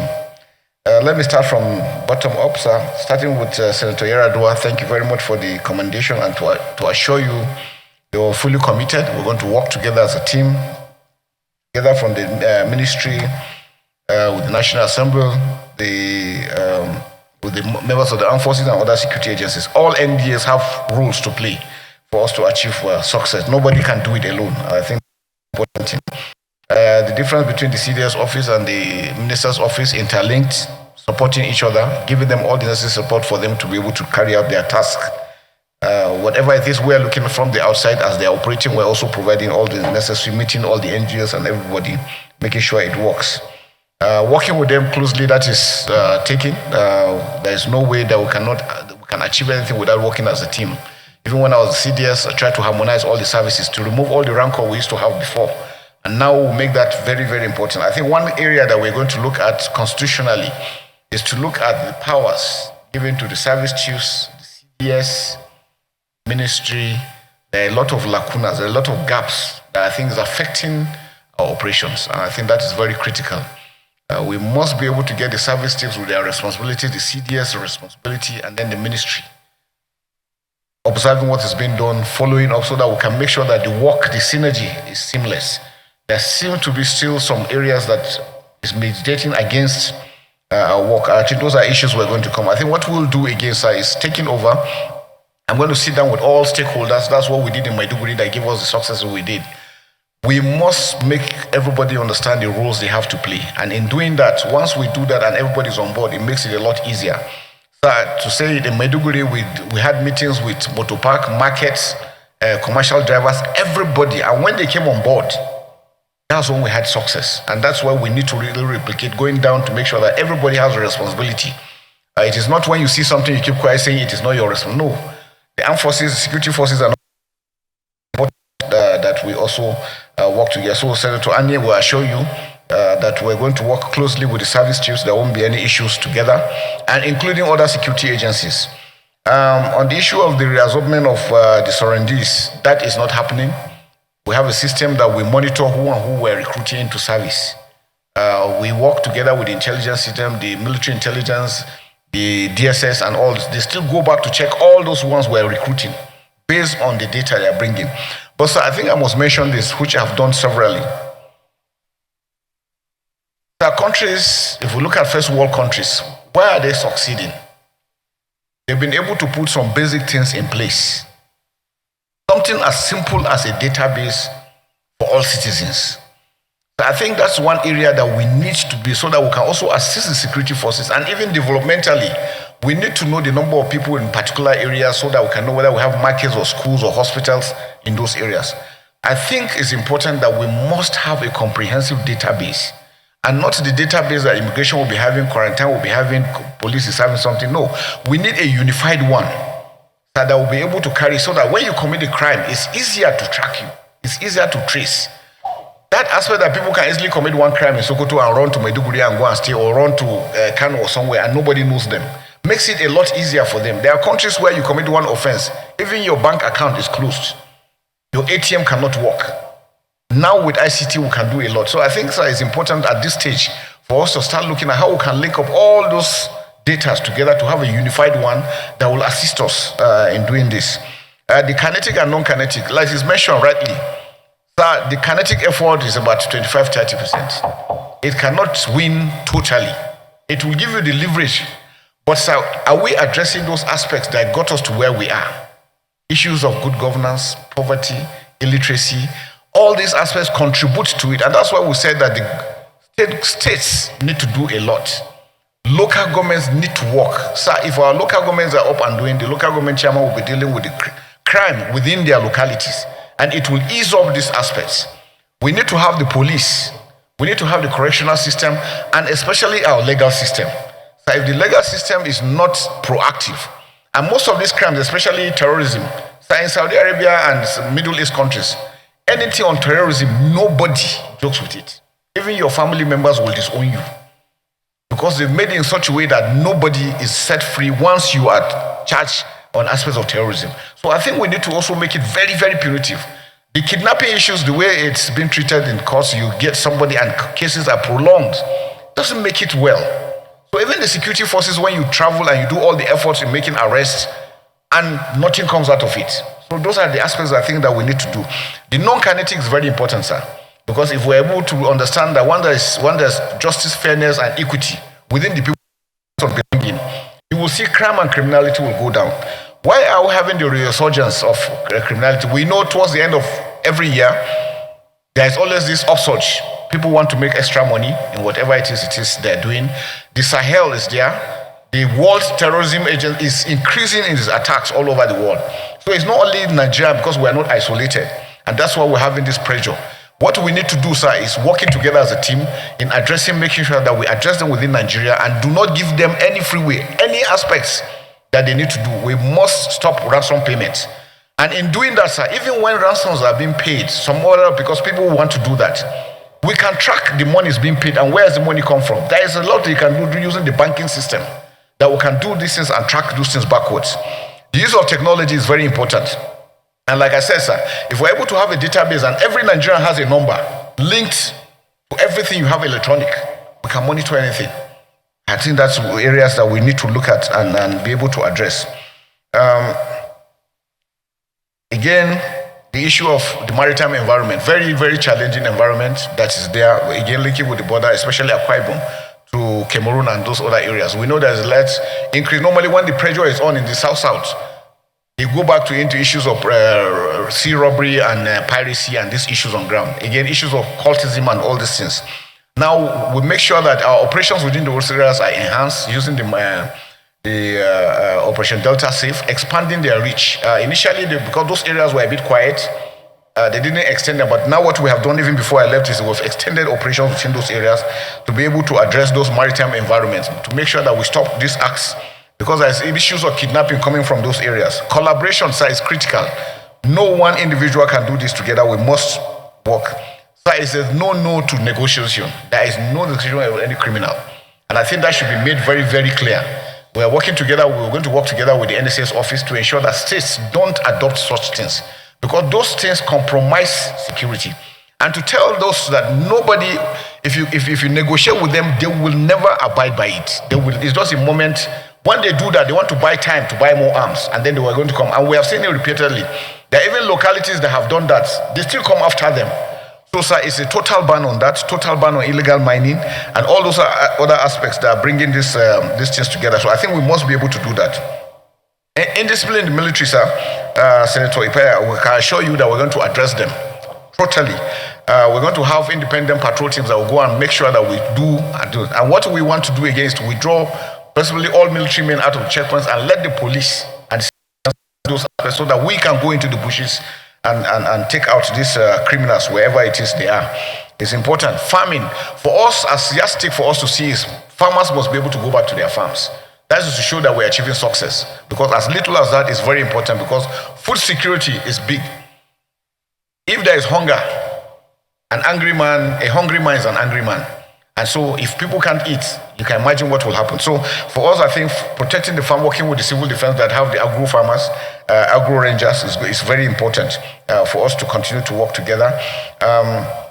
For Senator Lalong, thank you very much, sir. We really appreciate you for the commendation, and we assure you that we're going to be very firm in all we are doing. And everywhere we make sure that recruitments are going to be thorough. And again, it brings me back to a database. So it makes it easier. Somebody comes for recruitment and has a number that you can check and see everything he's telling you. It makes it a lot easier. We've seen countries having this for years, so I think it's high time we're able to do that.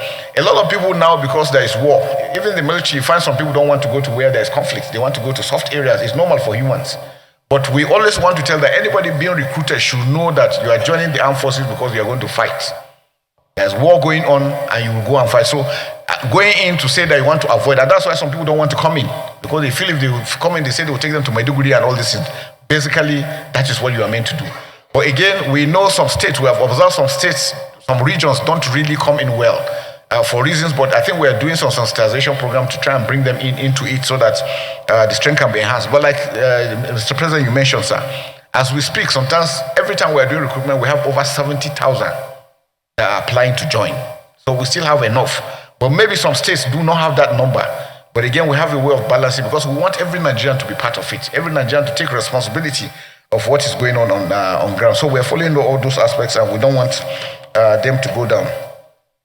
But on expectations, so I can tell you, I am also feeling the heat, because when I see the expectations, when my name was mentioned, I know that I cannot afford to fail myself, fail my nation, fail my family.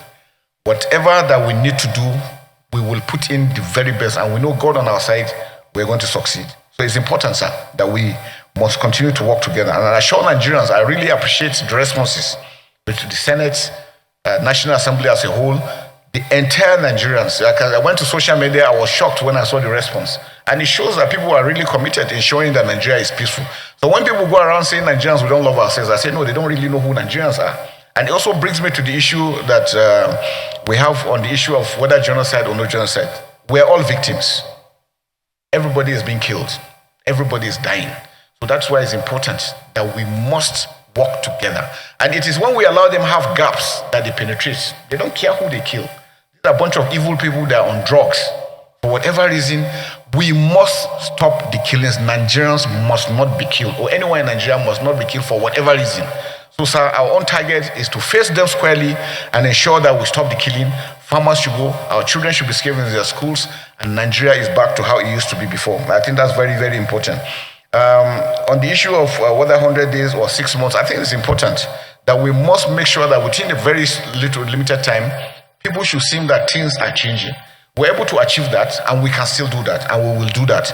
All we need is the support. So I want to seek indulgence, sir, that once I take over after 3 weeks, we'll be able to come back, maybe have a closed session, because there are a lot of things that we need to bring to the fore that will assist the members of armed forces and other security agencies. We cannot say it out in the open.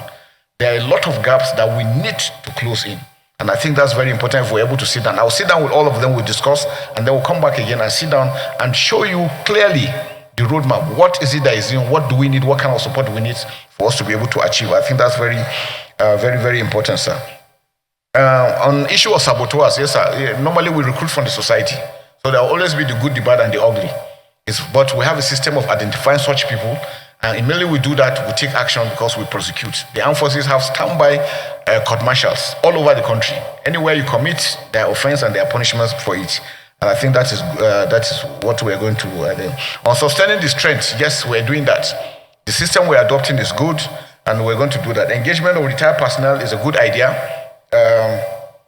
We're going to discuss with the services and see.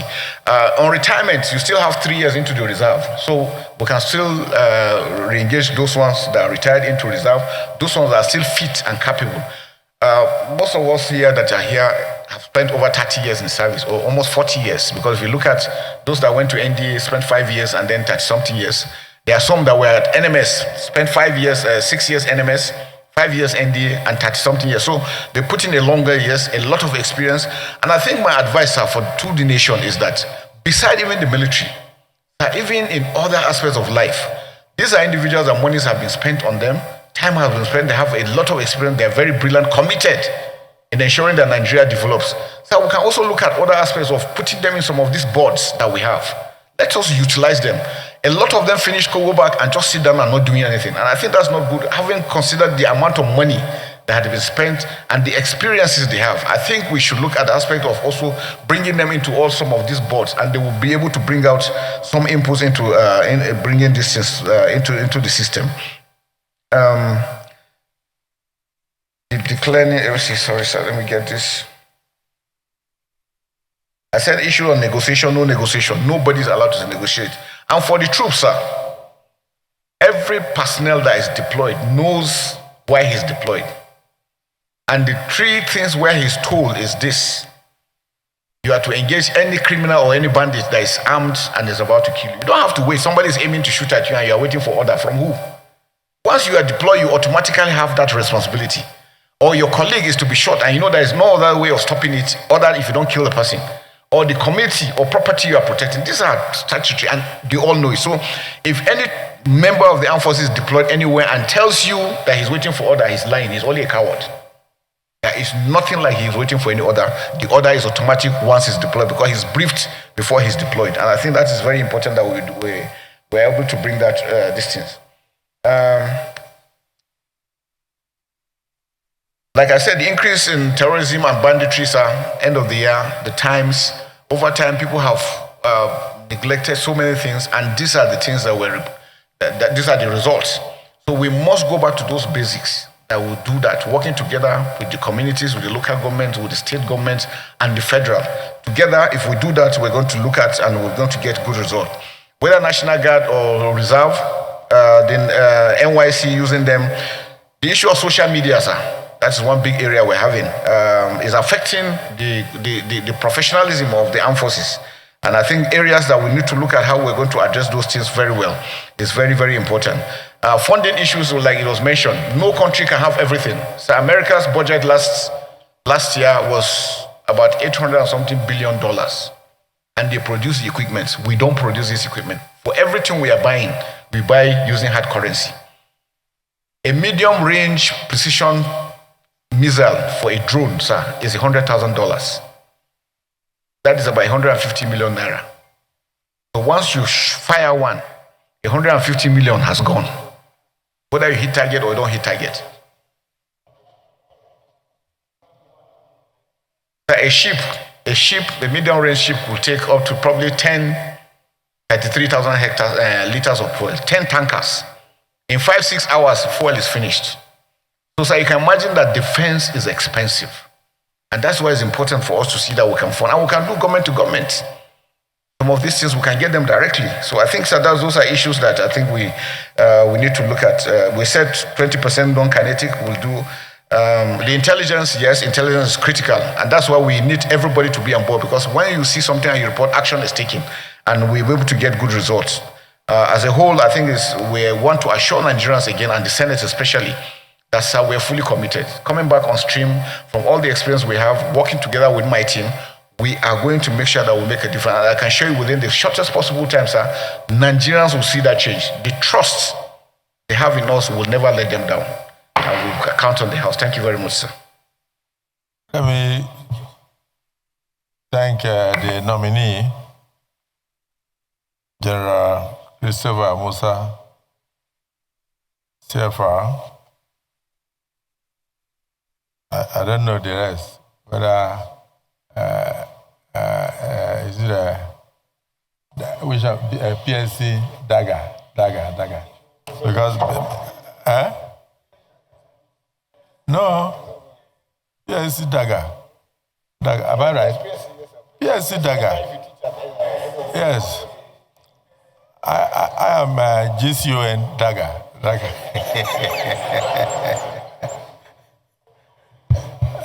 Let me say that today's exercise has been a very serious one. And I want to thank the distinguished senators. There is a meeting of North Central going on. There is also a meeting of Northeast going on. There is also a meeting of Southwest going on. There is also a meeting of the committee headed by Senator Bello on foreign affairs screening the presidential nominees for ambassador appointments. These were things that were prefixed, General, before you came. But in spite of how crowded today was, we felt there was need to take you so you can go and join your colleagues to begin to map out the right policies to keep Nigeria safer. And you have observed that there is a lot of expectation of all Nigerians across board, including Mr. President, who nominated you, because of your personnel and your track record.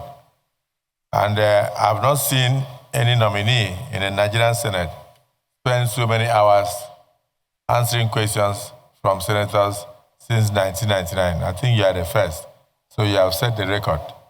I have some senators here who insist that when they take the floor to speak, I should not stop them. That after all, in the United States, some senators speak for 24 hours. So in your own case, I decided to make sure that everybody had an opportunity to ask you a question because we are all concerned with the security of the nation. The good part of it, but he answered your question. He answered, he mentioned you specifically, he said Senator Ani, and he answered the question. You didn't feel everything you want to say, but at least you said a few things and we picked those few things. So Senator Ani, if you have any other thing, please put it in writing, give him as he's leaving. He will address them. So I want to thank all my colleagues for their contributions. To assure you also that there is what we call verbatim reporting. The moment this microphone is pressed, everything you say, even when you sneeze, is recorded. So we have everything on record, including those who contributed and left and those who came back to contribute, including every single thing you've said. In fact, let me even tell you, we are even recording the things you are thinking in your mind now. Because that is how digital we are. So we are up to date in our offices. We'll review everything you have said here today and what you intend to do. But let me cap it up by mentioning that you said there is a constitutional lacuna. This is for the Senate, that the responsibilities of each office within the security architecture of the country must be looked into again. That's what you said, that there will be no ambiguity. And in order to ensure that there is no single office that acts as an impediment to success, we noted that very, very, very seriously. You have an opportunity to amplify that when we handle the National Security Summit. So we'll be requesting a small paper from you on what the National Assembly should do in order to bridge the gap and ensure that those lacunas are constitutionally addressed through the constitutional amendment that we are presently undertaking. So, and yeah, I know the acts also. I'm sure that's to let you know that we noticed that we're listening to you very keenly. And that, of course, also answered the question as to who gave the order for soldiers to withdraw before the kidnappers entered the school. It's a function of whose responsibility was it to give order to those soldiers. Because of the various formations, you have too many, you have too many areas. Then you also mentioned something about a database. The need for us to have a data where once your name is put into the data, everything about you comes out. Your age, your date of birth, your experience, and everything. So it will be easy for us to know. You will even have up to even your habits, whether you're a golfer, whether you're a footballer, whether you're a smoker, or everything should come out. And then that will enable you to know whether such a person is fit for the responsibility you want to give the person. Your health status should also will also be reflected in that database. Then we want to visit the defense industries. We would like a situation whereby we don't import everything, including bullets. Nigeria should at least be able to make bullets if we cannot make intercontinental ballistic missiles.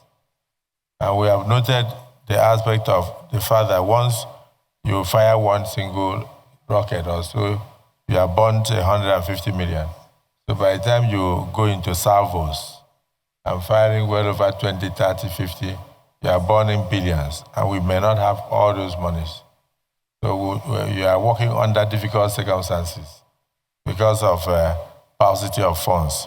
But we'll do our best to ensure that we support you. Senator Lalong, the meeting of North Central is outside. He's not here. So Senator Odende can follow you and you go there so that you can continue. Let the Senate finish what we are doing. And then we also notice what you said about the judiciary, that we have the prolonged trials of suspects, that there will be need for the Senate, for the National Assembly to look at how we can shorten the period of trials. And then, of course, one thing that is most impressive is the fact that you are against. This Senate is against negotiation with terrorists. And we're even against the idea of paying ransom to terrorists because they use the same money to go and buy more arms and then wait a while and come back again. It has never worked. Even when I was a state governor, I never negotiated with terrorists. I made my state so hot that each time we arrested a kidnapper, he would say, please, sir, forgive me, I did not know it was part of your state.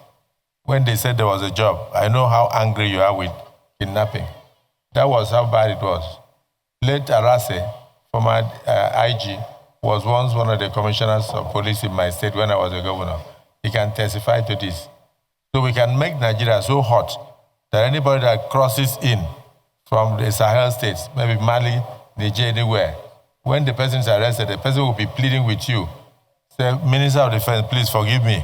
I don't know that that part was part of Nigeria because of the policies we have put in place. We also need the cooperation of all Nigerians. Finally, I want to thank you once again for that non-negotiation policy. Please also advise the Commander-in-Chief because most of the people you are negotiating with are laden with drugs. They are soaked with drugs. They don't go for operation with their normal eyes. So they don't go to any negotiation with normal eyes. They don't intend to keep to whatever agreement. They only want to buy time to come back and strike. And then the kinetic and non-kinetic approach or approaches that you said, you've noticed that even when you release them to the society, it does not take 2 weeks before they are rearrested for the same crime. So it's a need for us to review the policy of kinetic and non-kinetic and all that. I'm not against anything that will bring peace, but I'm also against something that will continue to encourage people to go eat money from government after they've been arrested. You waste a lot of money to arrest them. Sometimes you waste lives to even get 1 or 2 criminals. But when you bring them, you now say you are trying to radicalize them. Then you go and put them inside a camp in Niger State. And then after that, you take them to Gombe and give them uniform and then monthly allowances. Then when you release them, it doesn't take 3 weeks. You arrest them again in Biu in Borno State, or you arrest them in Kwara or somewhere. The same person that you spend so much money on. And it's always a thing, it's something that demoralizes the society, where somebody who has killed over 20, 30 people is said to have been radicalized. And then the community sees the person coming. A typical Nigerian community will never accept such a person. And they'll be running away from that person. And he will get depressed and go back into the same crime. So let's face it. Let's face it. A kidnapper is a kidnapper. Once we are arrested, this Senate is of the opinion that you should face the capital punishment so that the society can be kept safe. Many countries have done that. In Nigeria, it's a sign of weakness for us to arrest kidnappers and then keep them and feed them at government expense and release them and give them uniform and give them allowances and say that we have changed them. As a Minister of Defense, please advise the Commander-in-Chief and make sure that you are not afraid of advice. They said the soldiers don't talk. You are no longer in uniform. You are now part of us. You'll be wearing agbada. So advise the Commander-in-Chief, and then he's a man who has said that he doesn't mind if he makes mistake and you point it out, he will correct himself because he's not an angel, he's not God. So some people are a bit on the sycophantic side. So long as we continue to play politics with security, we'll continue to get the result we are getting. So bringing you in is that you have to be firm, You have to be resolute, and you have to remain committed as ever. And you've always been very patriotic. Please put the interests of the Nigerian citizens uppermost in your mind, and the rest will be added onto you. We will pray for you. We wish you well. Is it the view of the Senate that this nominee be allowed to take a bow and leave? Those in support say aye. Aye. Those against say nay. The ayes have it. May now take a bow.